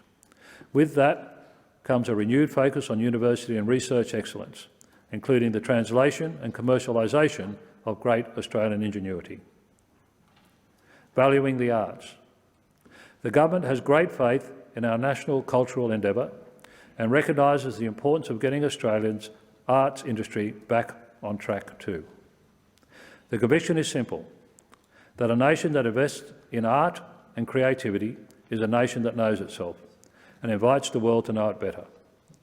It's in this spirit that this parliamentary term will see the release of a national cultural policy, the first in almost a decade. There will also be greater certainty for two other vital cultural institutions, the ABC and SBS, with new funding terms spanning 5 years. Fighting corruption. The government has an ambitious agenda for Australia, and it recognises that so much of what it hopes to achieve depends on the trust of Australian people. Trust that government and public institutions will act with integrity in the interests of the nation. To strengthen this trust, the government will legislate to create a powerful, independent and transparent National Anti-Corruption Commission. This will bring the Commonwealth in line with the states and territories and will enable investigations of serious and systemic corruption. It will be an important addition to the integrity framework of this country. And out of the same commitment to accountability and public confidence, the government will establish a Royal Commission into the scheme commonly known as Robo-Debt. A strong Australian public service. Leading with integrity also means working in partnership with a strong, committed and empowered public service. The removal of the average staffing level cap, rebalancing the use of labour hire, limiting fixed-term contracts and undertaking a strategic reinvestment of funds will form the first phase of the government's plan to rebuild the public service capacity to deliver the best outcomes for the Australian people. The government will ensure the APS becomes a model employer and an employer of choice, including and especially for First Nations people and those living with disability. The government will seek to lead by example. In conclusion, a change of government represents a chance to bring the nation together anew. To senators and members from the government, opposition and crossbench, I congratulate you on being called to serve our country and our democracy. I urge you to advocate thoughtfully, debate respectfully, and in everything you do, prove worthy of the Australian people. I wish you every success in meeting this moment. It is now my duty and my honour to declare the 47th Parliament of the Commonwealth of Australia open. Thank you.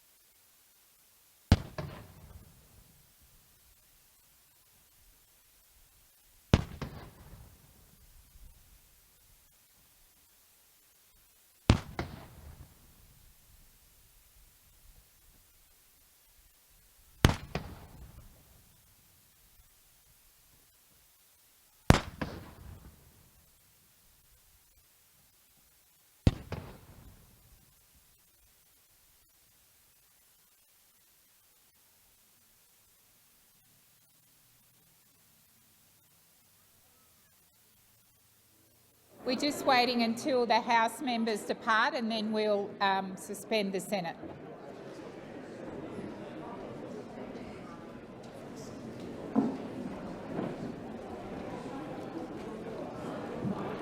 The sitting of the Senate is suspended until the ringing of the bells at approximately 5 p.m. Thank you.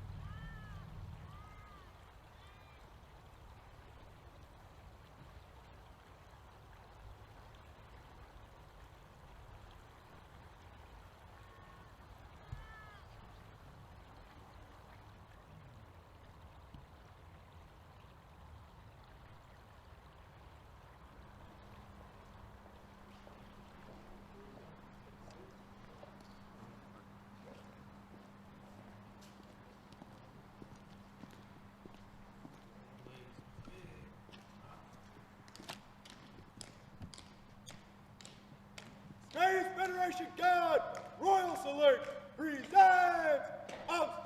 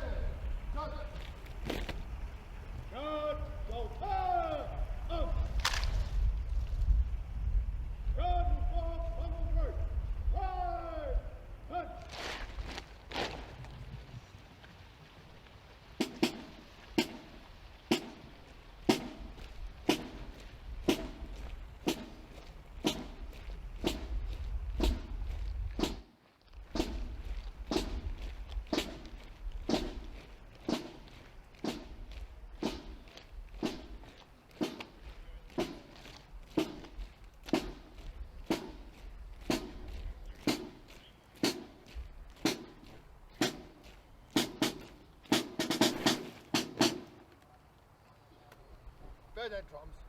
Ready?